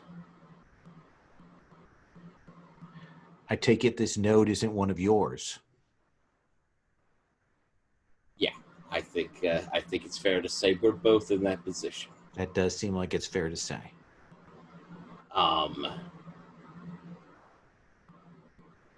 Why do you think they've shown up? Who is they? Well, this building that nobody's going in and out of, that is Kyriadine Industries, or what? It's not it. It's Convergent Dynamics? Convergent Dynamics. Not yours? Not ours. Not ours. Smells like yours. Go fuck yourself. I'm just saying it has technocratic feel to it. Not a judgment You call. don't know. Yes, it is, and you don't know what the fuck you're talking about. We don't do that. We don't reality fucking warp a city to drop an entire building in to rewrite reality like that. That is a piece of traditions bullshit. It is not us, I assure you of that. And I agree with Nefandi, you. Marauders? What are you saying? Marauders frightens me a little, but I'm telling you, it is not us. That's why we're here. As far as you know. It's not us as far as I know. I'm going to tell you, because maybe I'm a little more enlightened than you on this situation, that I know it's not us. I've dealt with what's in there, at least tangentially, and it is for sure fucking not the traditions, and they, inside of there, do think that they're technocratic.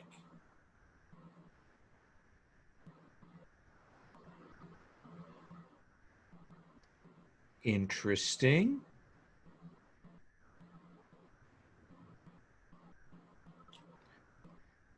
Let me cut away from you two. So, UMass Matting, this is not a large campus for this for the UMass system. It looks like a slightly oversized community college / technical college, primarily because there are a number of other private colleges and satellite colleges here in Matting, so they don't have that big a campus here. So you two, how are you dressed when you kind of wandering on to campus here? Clay, what do you look like right now?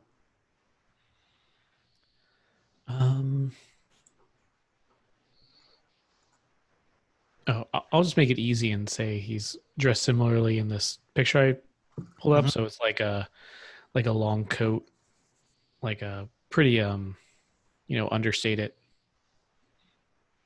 Yeah, nondescript. But an incredibly good-looking man. Oh yeah. Yeah. So there's a good deal of people, taking a second glance at you and Silas as you're going along there. And what's your approach, Clay? How do you want to track this woman down?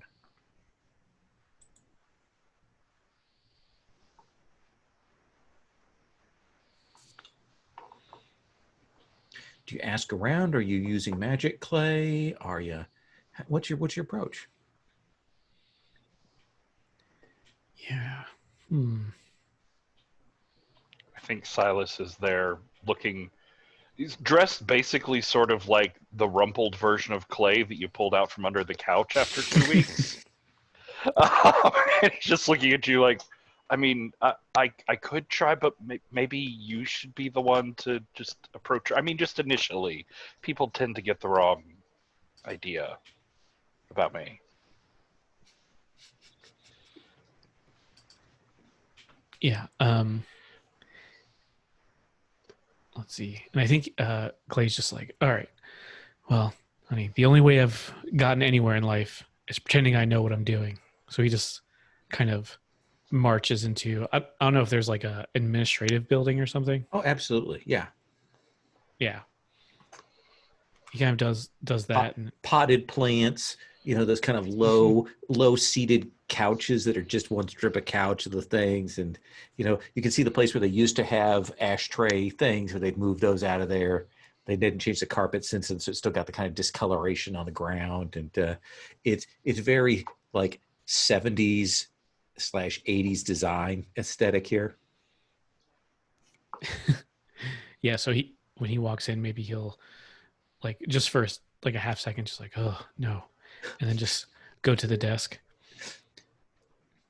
And that woman looks up from you. You can see behind her, you hear screaming of children. You can see like the daycare center is in the admin building too. So it's like she has to listen to them all day. And she looks up at you and she's like, oh, hello. Can I help you? Well, I really hope so, my darling. I own that bookstore down there, and well, one of my patrons lost something very, very important to her, and I need to know where she is. She didn't leave a number or anything, but it's Yumi Taga. I know she goes here. She talked about it a little bit, but it's something pretty personal. I don't want to get into it, but she'll need it immediately. Is the story he's going with. Let's have you roll dynamic. Sure.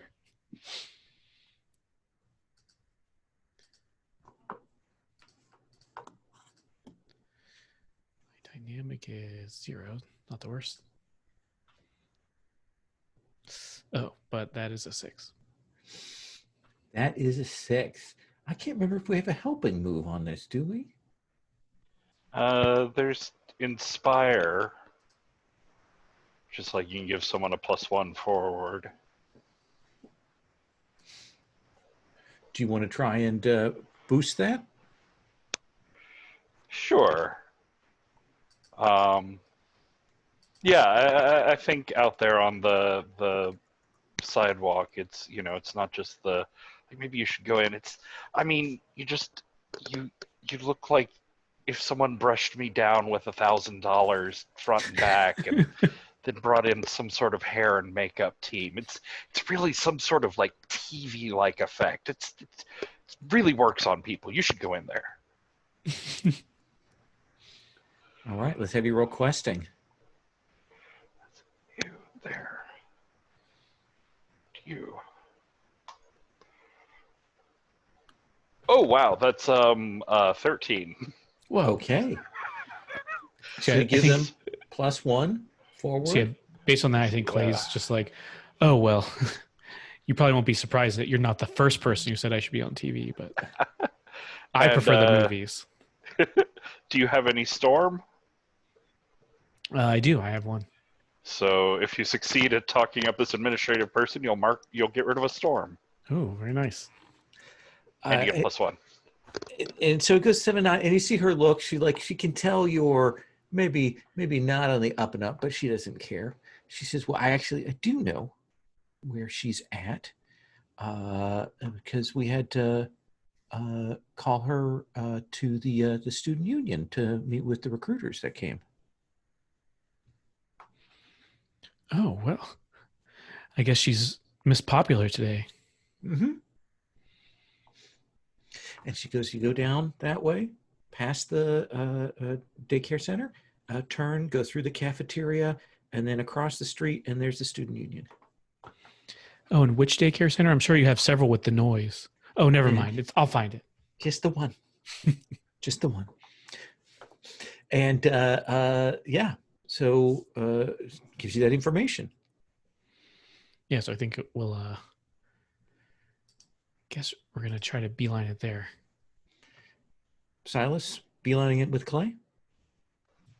Yeah, you grab Silas and he'll brush through hallways and wait across the cafeteria and then a street. We have to cross and then another cafeteria. Where is this place? It's one of those places they have like a little internal drive, so you have to walk from one building to the next, and you walk in the student union, and you will see Fashion Disaster and a friend. Haircut. You see, I have Villain with laser hands, and then the blonde woman next to her. Their pictures are there, and they are standing there, clearly waiting when you two come in, and their heads kind of turn in sync as you come in. Which makes it especially awkward that I'm leaning in and like stage whispering haircut.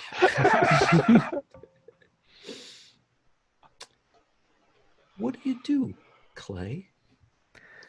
Do we also see Yumi here? You don't. Interesting. And do they seem like they're like about to pounce or anything? You see the villain with laser hands actually like looks at you, and then you see her look down at like her phone, like, I've got a picture of him that my boss gave me.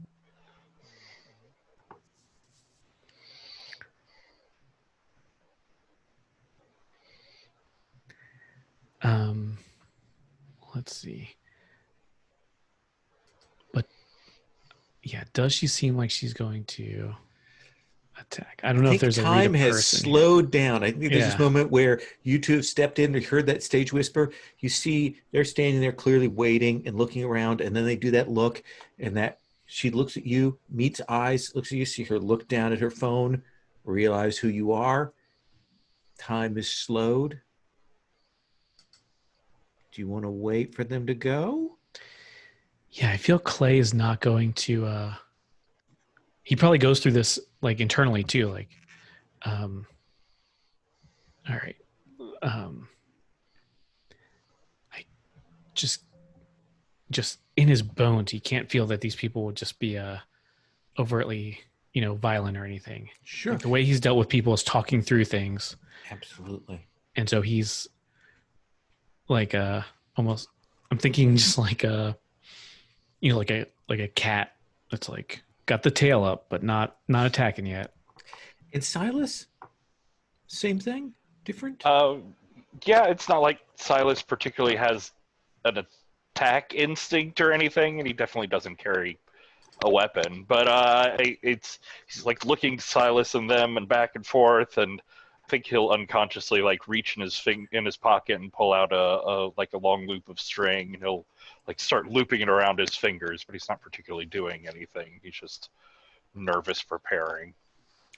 Laser hands grabs a metal chair, one of those who's got like the metal frame, got the cloth there. She grabs that and she starts moving quickly towards you, Clay.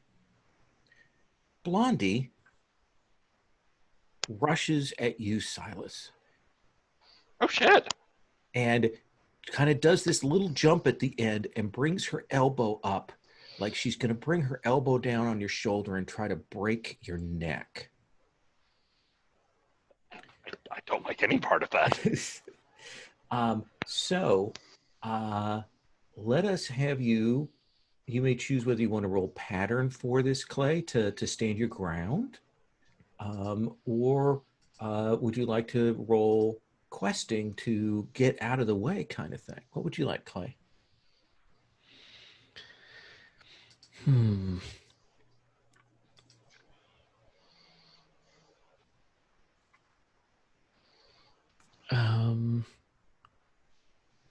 Yeah, I feel questing's more of the hang tough thing.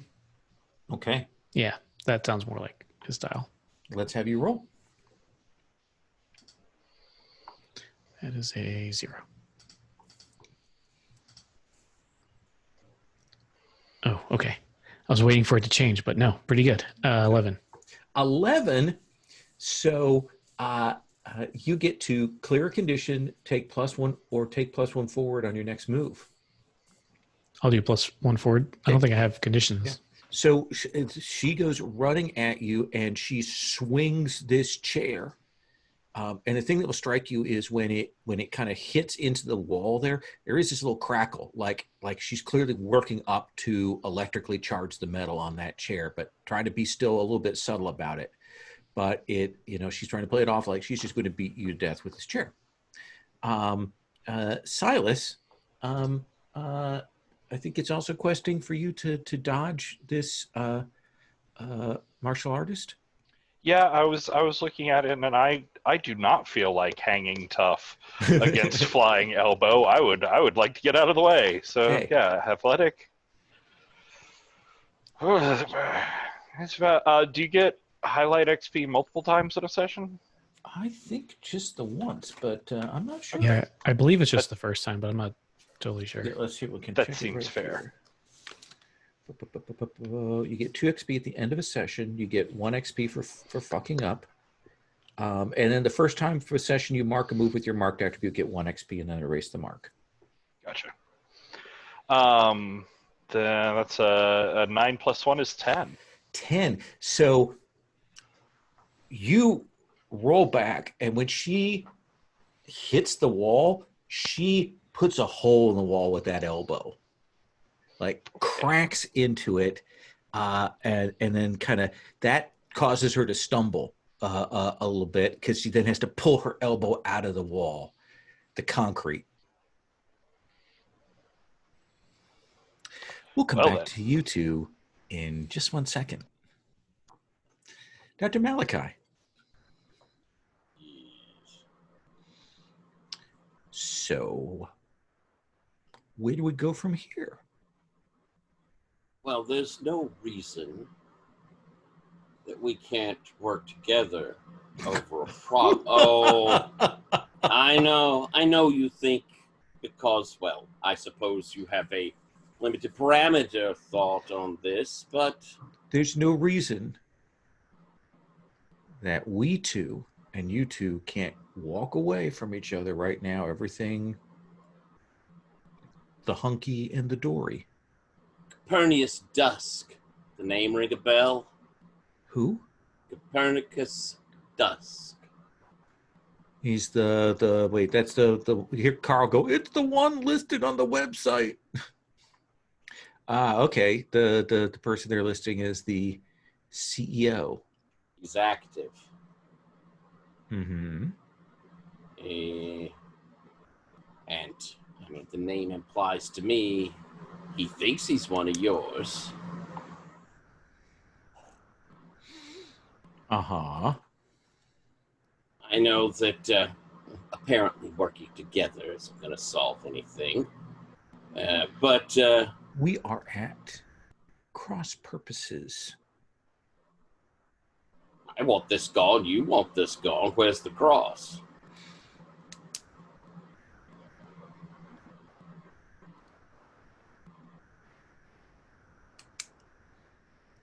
And you see him stop because you realize that, yes, he did want this gone, but then you said that they thought they were technocracy.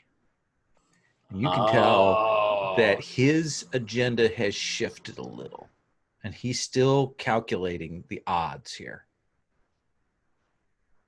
Thomas, what are you doing?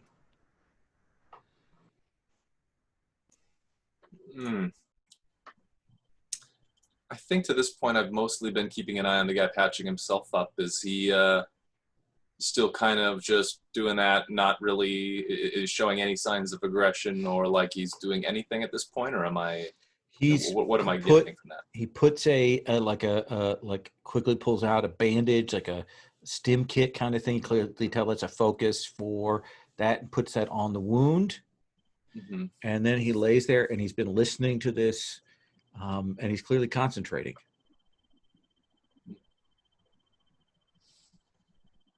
I think so. I've still got my Big old quintessence bow. Yeah. Yes, is here. I think I look at him and I'm like, seems that my partner is arguing that we should work together.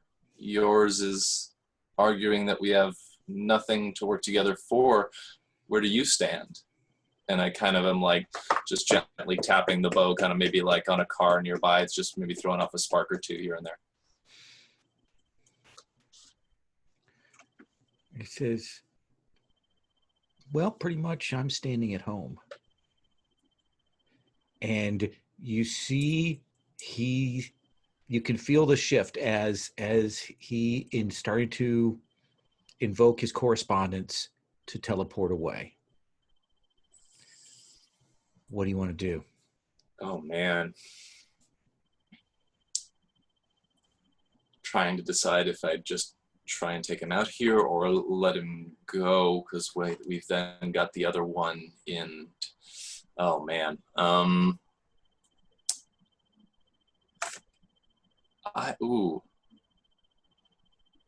I actually would like to try and stop him from doing that. Okay. I have a move called Thicken Space.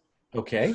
And I would like to, as I notice this happening, what I'm doing, I'm kind of tapping the bow on a car, and I think there's an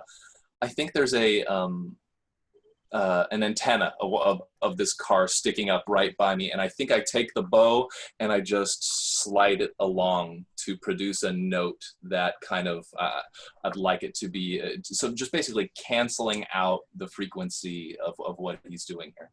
Perfect. Now, is that your affinity sphere? It is not. It is Okay. correspondence, and I'm prime. You are using your personal tool. Yes. So it's a +1. However, you have to fast cast this. Yeah. So that's a -1. Okay.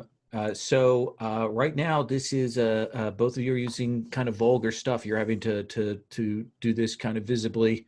Yeah. Let's have you roll. Does the luck that I've still got going count on this or not? It does not. Okay. However, he is unlucky, so I will take that into consideration. Ooh, that's wonderful. Okay. All right. Rolling a flat 2d6. Let's see what happens. That's an 8 flat. That is an 8. So the effect happens, add +1 to your paradox modifier. Okay. The storm gathers.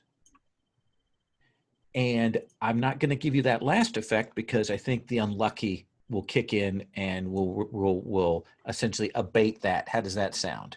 That sounds great. Yeah. What does it look like when you block him from essentially bringing the 2 points of space together to teleport himself back to his home?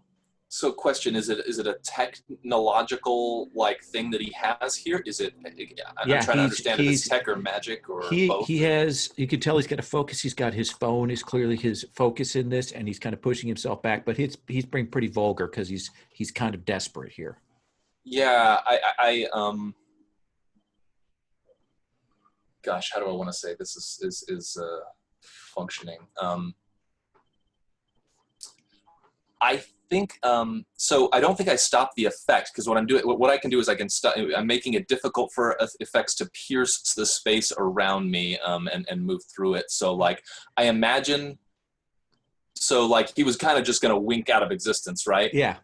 And so if I can take a little license on this, I imagine him start to do that and a small little curl of a smile on his cheek, and then he pops out and then just right back in exactly the same spot. Yeah. And I like the idea that maybe in fact he like bounces off the floor undercarriage of the car there, and there's this, ow, goddamn, ow. Mm-hmm. Yeah, because yes, I'd avoid trying that again if I were you. Dr. Rogers, this guy kind of crosses his arms and says, I'm willing to walk away on this. Boy tried to do a little something funky over there. Boy tried to leave, wouldn't you? Wasn't part of our deal. There ain't no deal. We're having a conversation. You never said you can't escape, you can't leave. You had a gun to my head, which you still do effectively on this.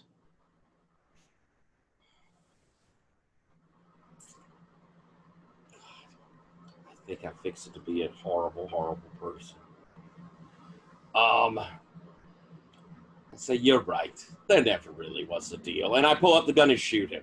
Okay, let's have you roll that harm there. All right. Or fuck them up. Fuck them up. Which is a pattern, primordial. Primordial. And my primordial is, I think, 0. Gosh, I hope so. It is. I don't have anything, I don't think, to help with that much. They are unlucky. And so I will fire. Come on, baby. Be good. That's a 9. That is a 9. So on a 7 to 9, you harm them, but the storyteller chooses. I think that there's that moment when he sees the gun come up, kind of realizes, and you see him shut his eyes for a second, and you hear his phone like make a pinging sound, and you can tell that he's told somebody. Maybe not much, but something. Right.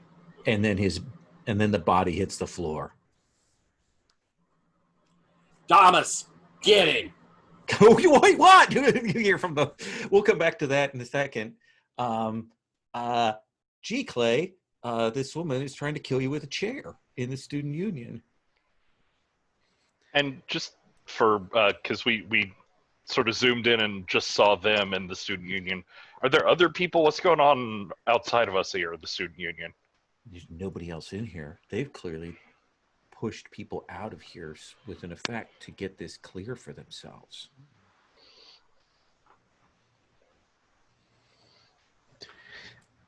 All right, so I think Clay has some inner turmoil thinking about this, but only for a second, because I think he's going to try to rend this lady's pattern. Ooh. Which I think might be the first time he's used this to harm people. Okay. Ooh. I think how he's going to do it is let's see. So student union. He probably has some kind of what are those? Oh man, I forget the name of them, but the those little like ritualistic daggers that people would use. Yeah, absolutely. You got it. Definitely has that in his pocket, of course. And it also looks like ostentatious. And I think he just like cuts it across his arm, like because he has to do this. So he's definitely taking the penalty for doing this really fast. But yeah, I think he draws his own blood. Okay. And that's what he's using kind of as his tool here. And I think he just calls out like, Nancy, take you. So this is your affinity sphere. You've got a tool, so that's a +2, but it is fast, so it goes to a +1. So let's have you roll.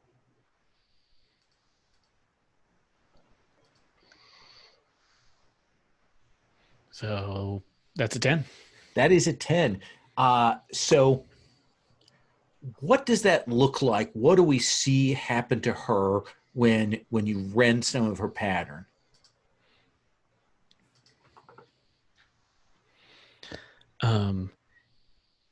Yeah, I think this is a kind of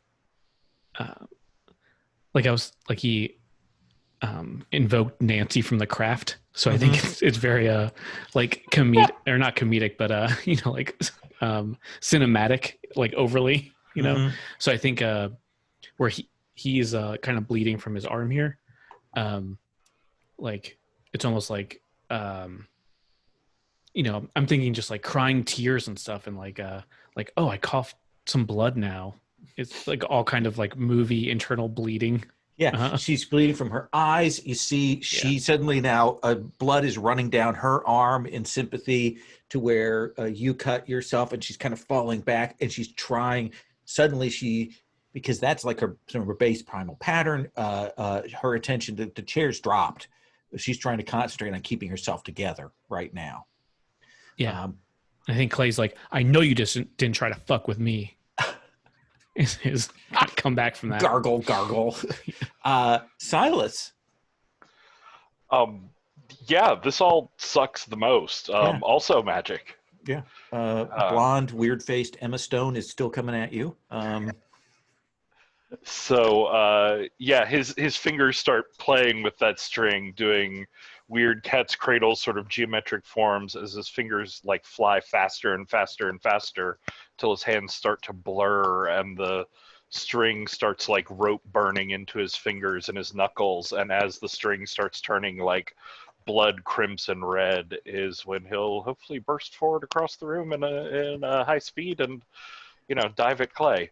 So this was very nearly the first like obscenely vulgar with witnesses, but there's no one witnessing. So It's just regular obscene vulgar. And what are you trying to do? I'm trying to dilate time and speed myself up relative to the world around me. Absolutely. Let's have you go ahead. This is a focus. This is your affinity sphere. So that's a +2.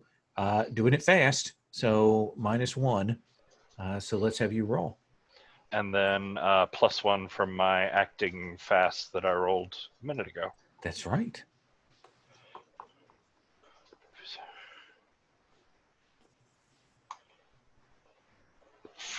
Yeah. No. Mean dice, but still, 6 + 2 is 8. Okay.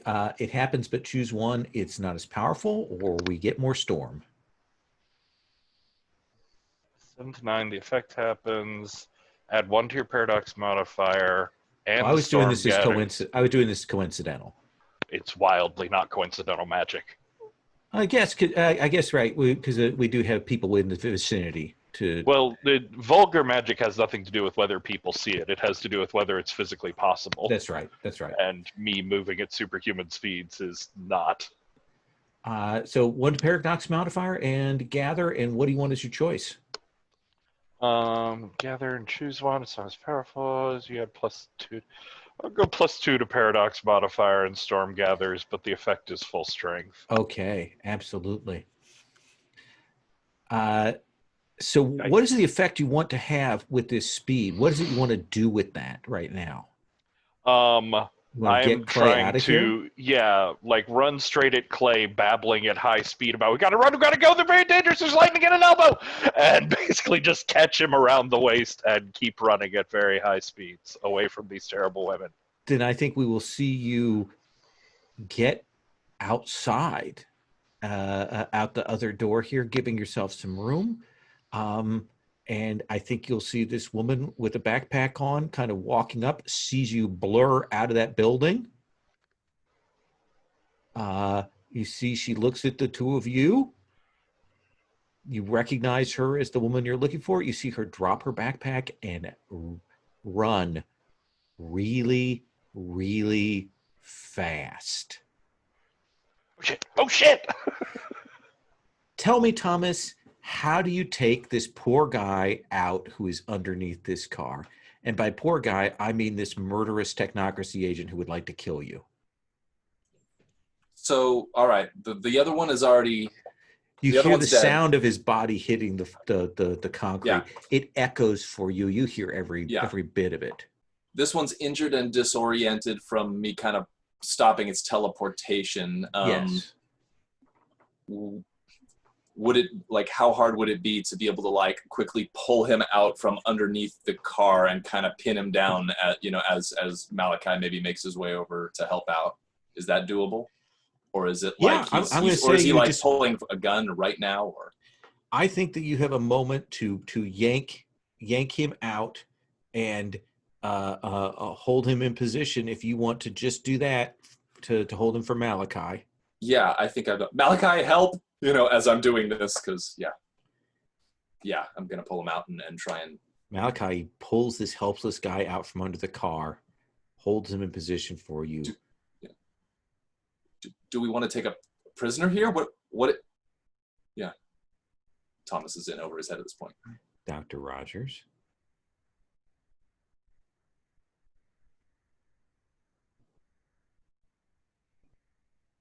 What do you do?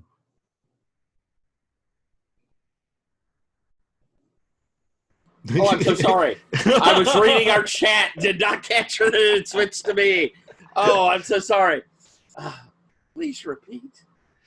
Dr. Rogers, he has yanked this guy out from under this, who's just still disoriented. He's holding him. He hasn't done what you said and finished him, but he's holding him there for you to do the messy work. Or like, I'm like, do we want to finish him off? Do we want to take a prisoner, a question? What do we want? What? I mean, I've got my bow still in a hand here. I can definitely do it. And diving towards that phone that my guy hit. And I say, kill him now! As I dive for that phone, and I am attempting to either A, see what that message was, or fuck up how it's sent and see if I can do something with it on the other end. Okay. So that's what I yell at you. I am not looking at your guy. Fair enough. What do you do, Thomas? Yeah. So, guy looks question at you. How we want to. Guy looks at you. Just let me go. I think we see the bow lower over his neck and just pull, you know, like just to generate a single note. And I think we get a shot upwards just of my face with like blood splatter, like in a line across my face. And I just kind of like flinch. Yeah, it's completely off screen. Yeah. But Dr. Malachi, there's a 280 character tweet arrived. Tradition agents killed us. Send backup. That is not as bad as I feared it would be. He had just a moment to compose a tweet. I look over at Thomas, and I suppose I see. What do I see on your face, other than the blood? At this point, he's gone white as a sheet at this point. I mean, you can see, like, you know, just eyes wide, kind of in shock, line of blood kind of diagonally across the face. And I think I don't even think he's able to kind of get a word out at the moment. Just kind of, Okay. I put my hand kind of on that phone as it's laying there, and I don't know which end of this, if I should do a magic effect or whatever, but I'm both crushing the phone and sending a shitload of all of its circuits going nuts and blowing up. I think that's a casual thing. I think we can see you do that. You know, we get the shot in close as you shatter that. And I just stand up in one motion and move to you. We're still at war. They would have killed us. Are you all right? I think you get a bit of a delayed nod, and I think the bow at this point kind of just like dissipates into like motes of light that kind of dissolve in the air, and I think he starts shaking, and he's like I'm okay. We should get out of here. I'm really glad that worked. If you allow him, I think I kind of like grab hold, kind of embrace you a moment. Yeah, and I think you probably hear me say, I'm glad I'm good at hiding my stage fright. I've never actually used that to hurt anyone before. And you did great. You did great, kid. Yeah. All right, search him quick and then let's get the fuck out of here. And I'll run back to the other one, shake him down, looking. I can't imagine they carry identification, but if they do, I want it called. No, essentially they've got the the generic reshapeable ID from their magic that's a focus, and a few other tools, paper, trinkets. Yeah, and you can grab that stuff. They're clearly sent to hostile. They don't know what's going here, so they're outfitted modestly, and you can grab that even as you hear the sirens coming. Let's get to the car and Clay. Silas has gotten you out this door on this campus. You see your target, Yumi, sees this, clearly has had some experience with weird stuff, because when she sees you two super speeding it out, she drops her bag and she begins to run like the Flash. What do you want to do? What do you think, Clay? Well, yeah, I think he'll turn to Silas. Let's see, pretty fast. That might be your department. Maybe I'll get her bag. Okay, sounds good. You're too fast to carry. It's too fast to carry. I'm sorry. Bye. So you're going to grab her bag, Clay? Yeah. Okay. And then what do you do, knowing that there are two mages in that building that are still coming after you? Yeah. GTFO. I think he's going to leave, yeah, for sure. Then I actually think we go to a move for that. So why don't you roll run for it? Yeah. Okay, that is dynamic. That's my dynamic. Also 0. Okay. So an 8. An 8. So on a 7 to 9, you get away, but choose one. You cause a big scene. The scariest person present gets an insight about you. You lose something along the way. The storm gathers. Whew. I feel in almost any situation he would want to cause a big scene, but I don't know if that's possible with no one here. So I think... Oh, you're on campus right now, where there's lots of people around. Now you're outside the building. Now you're on the campus where there are lots of students. Oh, okay. Actually, perfect. Yeah, I was like, that's impossible, but no. If you allow it, then absolutely he'll cause a scene.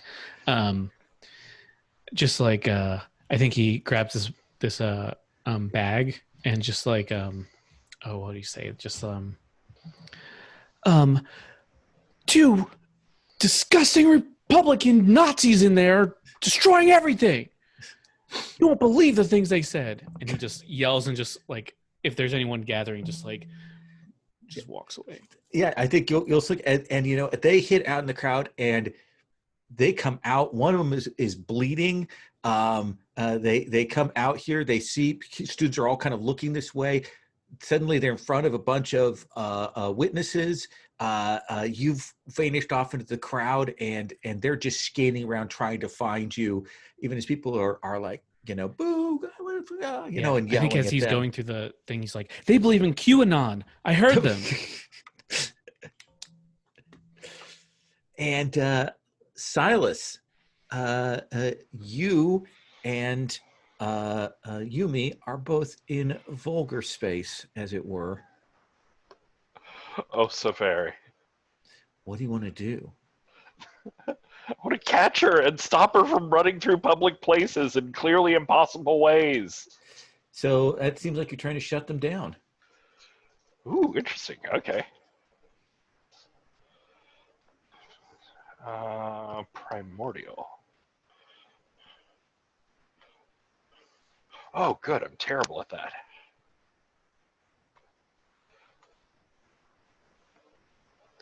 Okay, you done? All right, 8 minus 1 is still 7. Still a 7. So roll with Primordial on a 7 to 9. Choose one. They have to freeze up or give them a condition. I mean, freeze up sounds like I want. Like Yeah, it what I does. want. It does sound like that. Stand the ground. NPCs freeze up. So what do you suppose that looks like when the two speed forces converge? How is it that you get her to come to a halt here in a way that doesn't create additional problems? Um,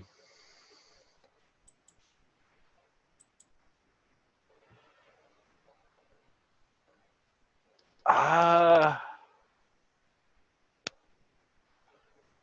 I think sort of what it is I come up and I'm running, and instead of like tackling her or attacking her or anything, I'm running up and I'm just like keeping pace right next to her, and in a fairly like unlabored but still very quick conversational tone, I'll just be like, "Hi, my name is Silas. How are you doing? It seems like you're having a bad day. Lots of weird things are happening. I understand. I have days where lots of weird things happen, but if you just slow down and think about it for a minute, I can give you lots of drugs to make you feel better about it." And I think what it is she's clearly not great at this. Like, she's not good. And when you get up next to her, you can tell she's concentrating like as hard as she can to do this. And then you say this shit, and like she loses like any control or concentration on what's going, and it's just gone. Like all that inertia, all that speed is just gone, and she's kind of stumbling forward. Whoop, whoop, okay, hold on. Wait, I'll catch back up with you. Overshoot, run back. And she leans against a tree there and is trying to catch her breath, and not invoke more paradox. She looks like she's kind of sick to her stomach. Hello, hi. I'm sorry. I just need to unpeel these real quick. And she looks at you, and she vomits. Oh. And you can see that all of the energy and all of the pressure and all this stuff is kind of caught up with her, and you can kind of grab onto her and move out of the area. Okay, sweetie. No drugs for you. Obviously, you're on the other side of it. Things are rough. Let's get you some water, somewhere nice and shaded. Yeah, shade, water, that sounds nice. Let's cut to a little while later, shall we? With the four of you, where are we at? Are we at Clay's bookshop / cafe? Are we at a sanctum? Are we somewhere else? Where do you guys think, Clay? Yeah, I'd be fine with either the bookstore or the sanctum. Okay. Any preferences? The only worry about the bookstore is we know someone may know where it is. That's a good point. Yeah, sanctum sounds like okay. That's a really good point. So we'll pop then to the sanctum, to the four of you back there again. What change has occurred in here since you were here last time, Silas, that kind of represents the chaos that you've just been through? I think before everything was very like peaceful, off-white, beiges, sort of uniform colors, and now it's like the light in the center of the room is this like ruby red light, and there are these shifting like crimson and scarlets going across all the surfaces. And Clay, what's your reaction to all of this chaos that you just went through?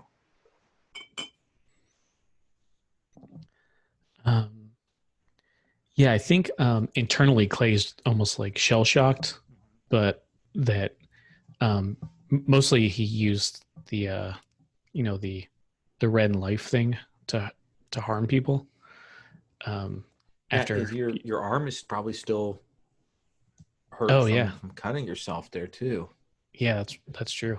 It's probably like what do you have? Yeah, I think just like some kind of a rudimentary bandage kind of thing on it. Oh, maybe he has his coat off, so he's just wearing like a Gap T-shirt or something. Mm-hmm. I was gonna say like a normal T-shirt, but some designer T-shirt. Absolutely. Yeah.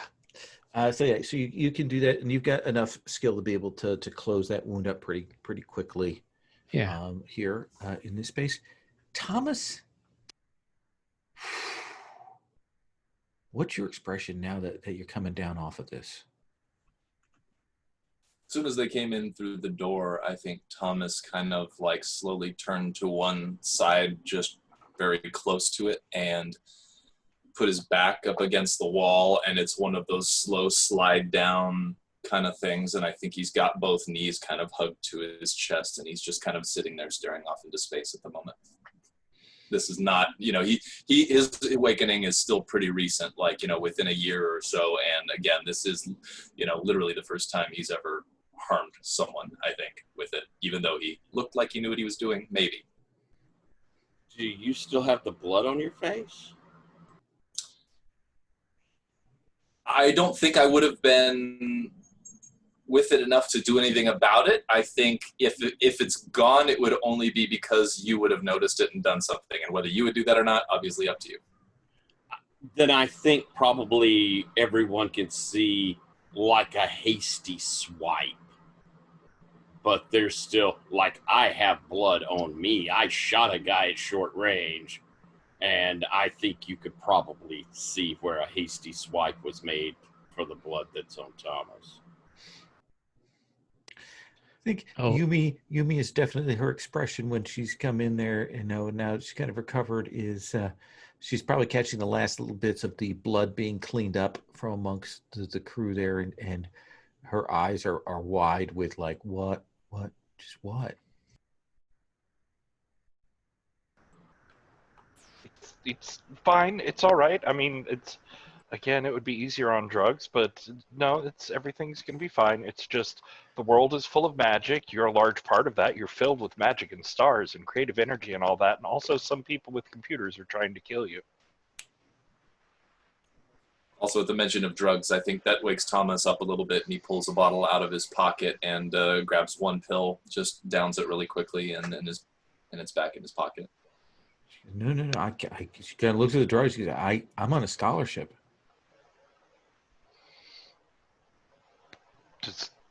Do they have a problem with you doing drugs on the scholarship? Yeah, they do. They do testing. Wow, that is really, really exacting. I'm sorry.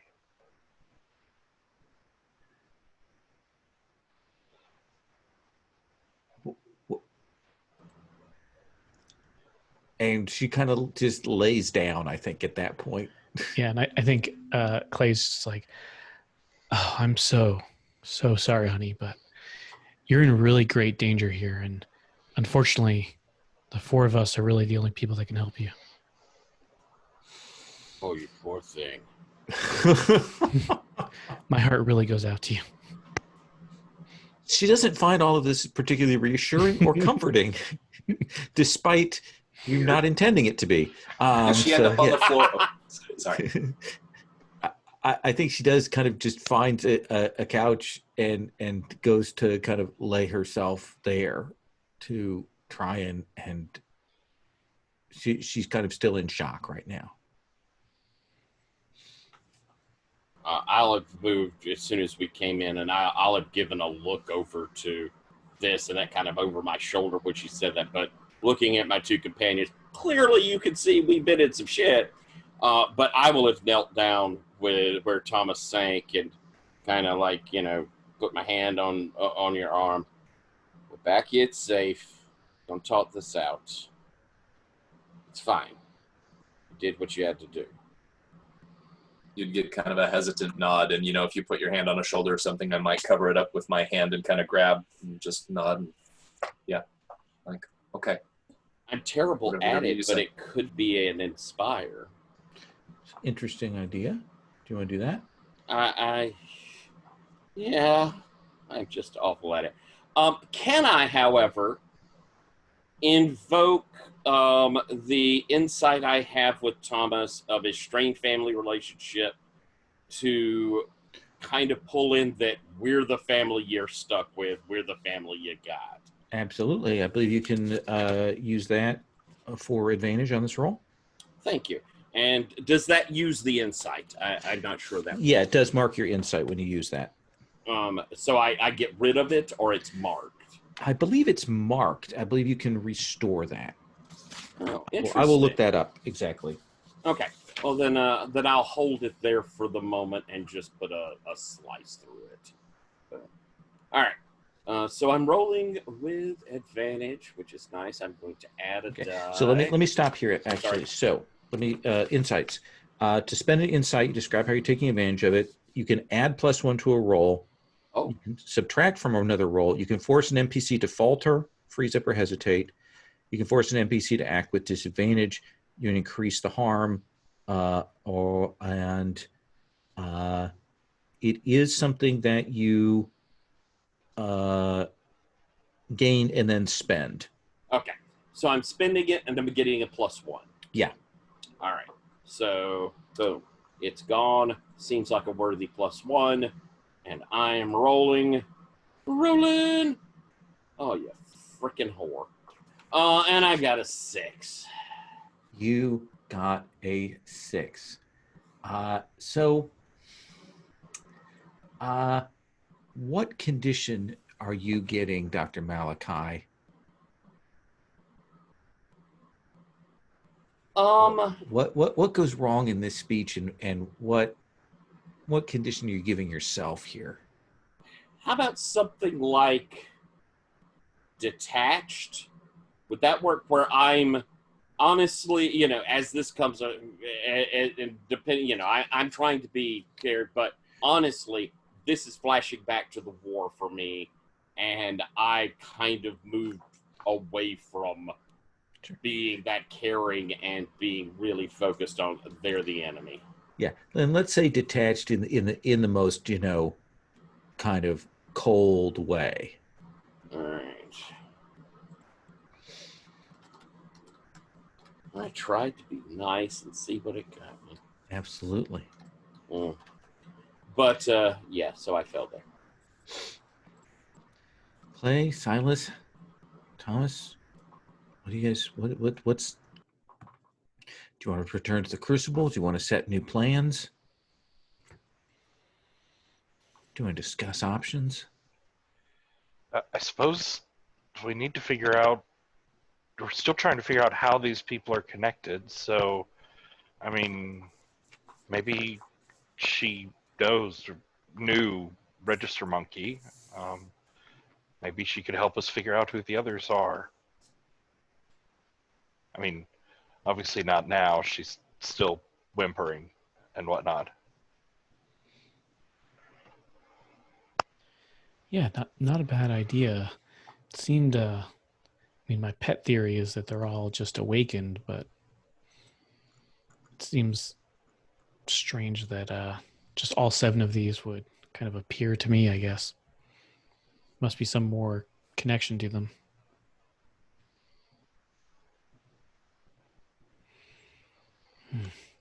But yeah, I don't know. Those 2 that were waiting for us, rather distressing. Yeah. Well, I mean, we have pictures of these 2 at least. Yumi and Register Monkey. We have descriptions of the haircut and horrible blonde assassin. We could go back by the school and see if they recognize any of these people.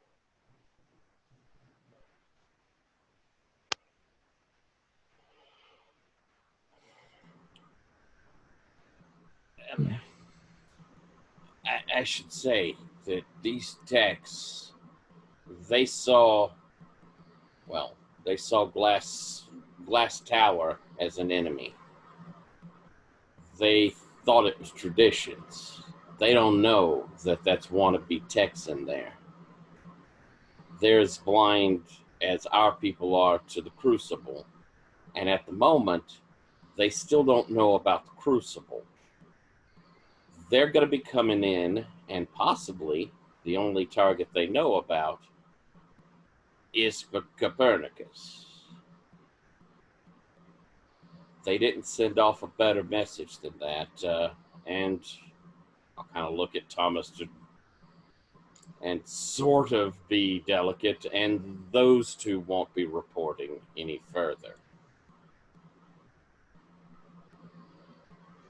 Thomas looks over at that moment and just says, "They're dead," in a flat voice, detached and emotionless. Oh, well, ours aren't. They're still very much out there and very angry and incredibly dangerous, and were waiting for us? I'm not sure. I'm a little worried they may be from the other side. The other side? Isn't this school missing like a headmaster?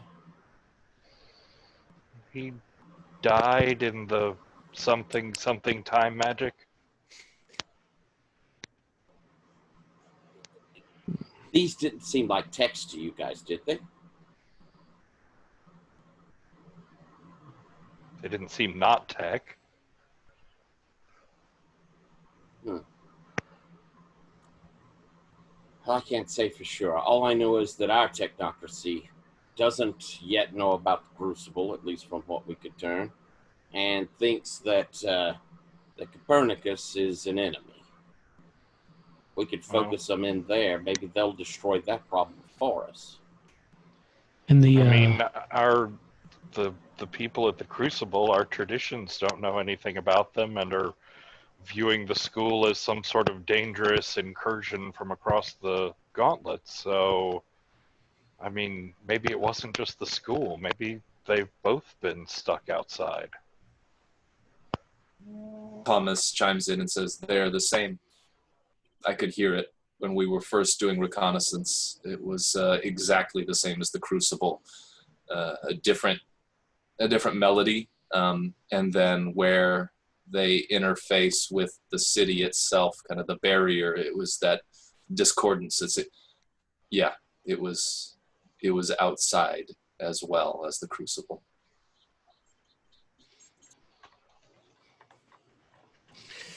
And I think we're going to kind of stop there. I think we'll get a scene. I think we see the two women getting dropped off by a taxi. We see them walking across that same pigeon-covered thing, walking to that building. I think we see them go in. I think when we see them go inside the building, we see the lobby. There's no one in the lobby.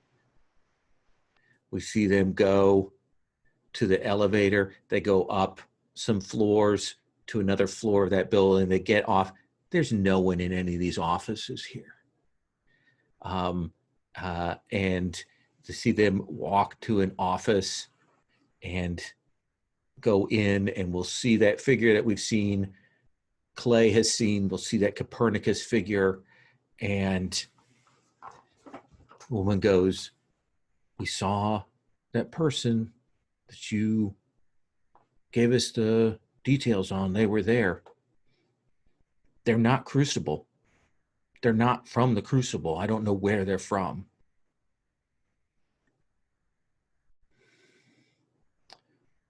All right.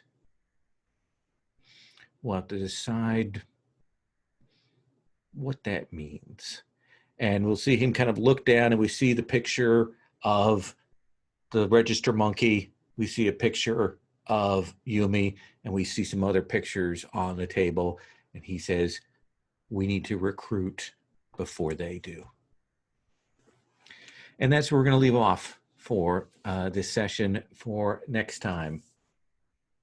Let's do XP. Everybody gets 2 XP, just free. And you also got an XP for failures. And you also get an XP because I think most of you rolled on your particular highlighted stat, right? I did a level up thing. Ooh. I'm one away. So close. Well, you'll get it next time. You know, all I need you to do is fail right away, and you can have your bonus. Oh, cool. Thank you for letting So us do it easy. in the middle. Given the roller, I think that doesn't seem to be too big a hurdle. Do you mind taking a couple minutes to do a quick stars and wishes, especially wishes for, okay, I definitely want to see this in the last session. We'll do that. I want to say stars, by the way, to Jesse. I'll start. Stars to Jesse for being willing to come in. We missed you last session. I thought you hit the ground running. David, we started you. There was a lot of discussion and summary and stuff, and I thought you rolled in well, even though you came in a little bit late. And I appreciate that because it can sometimes be a little challenging to do that. So I want to say I appreciate all of that. Patrick, stars and wishes. Stars, I mean, this whole thing is cool. I like how these two lost in time sides, like the story is starting to weave together between them, and I'm not sure if any of them intentionally had much of anything to do with what happened, or if it was all just a weird coincidental blow up, or I'm not sure, but it's fun and cool and crossover you need. For Jesse especially, I like for, coming in, having missed a session and just rolling with the catch up, and then I really love the different ways that you played around with like the harmonics and the sort of tonal themes of your magic. And I really loved your lean into the like horror of violence and the sort of like, I can't believe what I just did with my beautiful, perfect music magic sort of thing. That was really nicely played. It was good to watch. See, wishes going forward. I mean, just more sudden, unexpected moments of crazy magic, like walking into the dining area to lightning chair, or, oh, there she is. Ah, why is she across the campus now? And just the random moments of things are going along fine, and then someone busts out wildly vulgar magic and things go on their head. Is a fun theme that I like. It does seem right up your alley. Awesome. David, stars, wishes? Yeah, I think doing the like the pairing off this time was really interesting. I liked I think Silas and Clay play off each other really well. That was really fun. I feel like they're like contrast each other really well. Same. Yeah, it was really fun. I also really like I just in fiction or role playing games in general, like the those times when there's like an enemy, like two enemies like meeting, but they have to talk it out because you can't like fight right now. Like the other team had to do that, and it was really good that I got to like be a spectator during that, because like I just love that in everything where that ever happens. So that was really cool. Let's see, I might have to think about the wish for the last session, but I know it's going to be awesome. So sure. And we'll check in at the beginning of the session too, to say, okay, is there anything definitely want to get a scene of particular kind for this? Like, do we want to meet back with the Crucible people or something like that kind of thing? So we'll check in with that. Jesse, stars, wishes? Yeah, gosh, all the stars, all. I just love, gosh. First of all, Tyler, like the way that you kind of played that whole scene with the conversation and just that stalemate, that standoff was just, I freaking loved it. And it was so interesting being someone who was like in it, but like on the sidelines, keeping an eye on the other one and kind of just like waiting with bated breath, like, where is this going? Like, is this going to explode? Or, like, I just loved every bit of that. And then, Patrick and Clay, gosh, the way that your two characters interact is just like, it makes me so happy to watch. It's so fun. Like, honestly, one of my wishes is I just can't wait to kind of like have Thomas like interact, like kind of butt into that interaction a little bit. Like, I mean, I was so excited and enjoying it so much that I'm like, I want to do that. I want to be in there. I want to be there. Yeah. But it was just very exciting and fun. I love it all. And Lowell, like just the way that we had kind of like these parallel stories happening that just mirrored each other. It felt like a really great episode of TV where you have two plots that are happening simultaneously that are mirroring each other in some interesting ways. I just felt really freaking cool. I liked that a lot. So yeah, no, just had a ton of fun.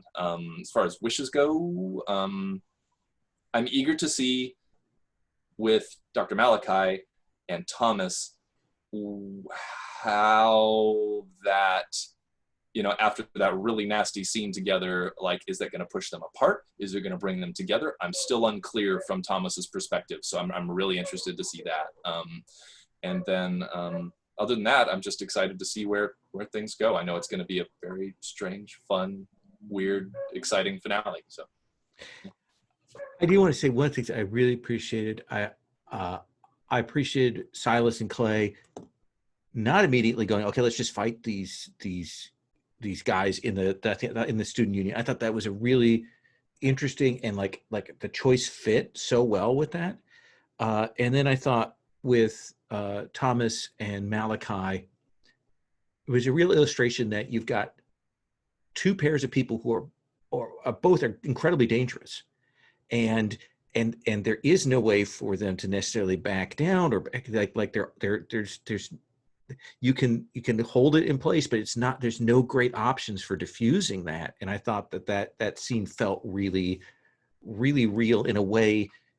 Like if we had heavy mechanics in Mage and stuff, it would have been, we would have been here for 3 hours. But it felt like we had that tension, and it played back and forth. And I had no idea you had thickened space. So I loved it when you pulled that out. That was so good. I was like, oh, geez. So that was perfect. I've been waiting to use that one. I got so excited when I realized it would apply there. Yeah. That's great. That was so cool. Tyler, let me give you the last word on Stars and Wishes. I want to star again. I've said over and over, I think this game's cool. And Lowell, tonight, you went through every move imaginable. We went through the breadth of this game tonight. And I don't know if your intent was to say, I'm going to hit a bunch of moves or, see them get done or not. But it was so natural and so perfect. And we saw this mechanic really work tonight. And it did a bunch of different things. And that was super, super cool. So kudos to you. Kudos to the game. And then further kudos to you because you set up great scenarios here. This was really cool. It's neat to have a 2 and 2. Every GM likes to split them up. But running a nice parallel story where it makes sense and you bounce like you did, that's why you're the master. I mean, it was just lovely. It was so well done. Silas and Clay, having the two of them together is amazing. They are both such great talkers. They were in a scenario that I think is cool to have really overt aggression and see how they handle it, because it's oblique tactics from the two of them so often, and it worked really nicely, and it pulled out. It succeeded perfectly. They got the target, they handled the situation, and you both just did wonderful things with your magic, with the moves. It was just so nicely done. It was a cool scene, and it was action packed. I mean, it was a fun cinematic scene. Jesse, oh my goodness gracious, that was I had so much fun doing that. Thank you for playing off of, I'm like, oh, let's lead them in there, let's do it. Okay, and then we got pretty heart-wrenching emotional stuff. And I thought the scene, like you say, Lowell, it was that ramping tension. I loved that your guy kind of broke there. So it was, obviously I'm the bad guy. I shot that man. But there was stuff to lead up to it. And I loved our Jesse, you and I having that pull. I thought it was super cool. I thought it was a beautiful standoff moment. I thought it was so good. Thank you for being with me on it. And for wishes, I kind of hope, to echo you a little bit, Jesse, in this moment of you having had this happen and me kind of reverting to a wartime mentality, I would love for us to have an emotional moment where we kind of take care of each other to get to that middle ground. I just think that could be really strong and neat. So, and those are my stars and wishes. You know, one of the things you point out is, you know, we talked about this a little bit ago, a couple sessions ago, or I think I made a joke about it. Oh, it has highlighting stats like in Apocalypse World. And we're, this time, I actually think it's really good because it makes us stop and look at what the moves are. And I had that in my mind when we went to play that, okay, I want to try and make sure that everybody gets a chance to do diversity of moves. And that was a little incentive that pushed towards it. And I thought it was a nice mechanical supporting for the idea of trying to get different moves in. So where I'd been maybe a little bit jokey about that as a mechanic before, I think it plays off. I think it works. So I just wanted to say that. David, you said you had let me circle back. You had a wish. Oh, yeah, I thought of something. It would be interesting to, if we get to a finale showdown type thing. I would love to just have Clay put on the war paint and bring out a Thea Colt. Definitely give you some. I was actually chance, just thinking that because I was looking Yeah. back over the character sheet. I was like, oh, we haven't seen Thea. Yeah. I'm excited to somehow have Clay turn up to 11, who I feel is already 11. So it's going to be interesting. We will definitely get that in frame next time. So we get to find out what Clay's like when he's not being so shy and retiring. Awesome. I'm going to stop the recording.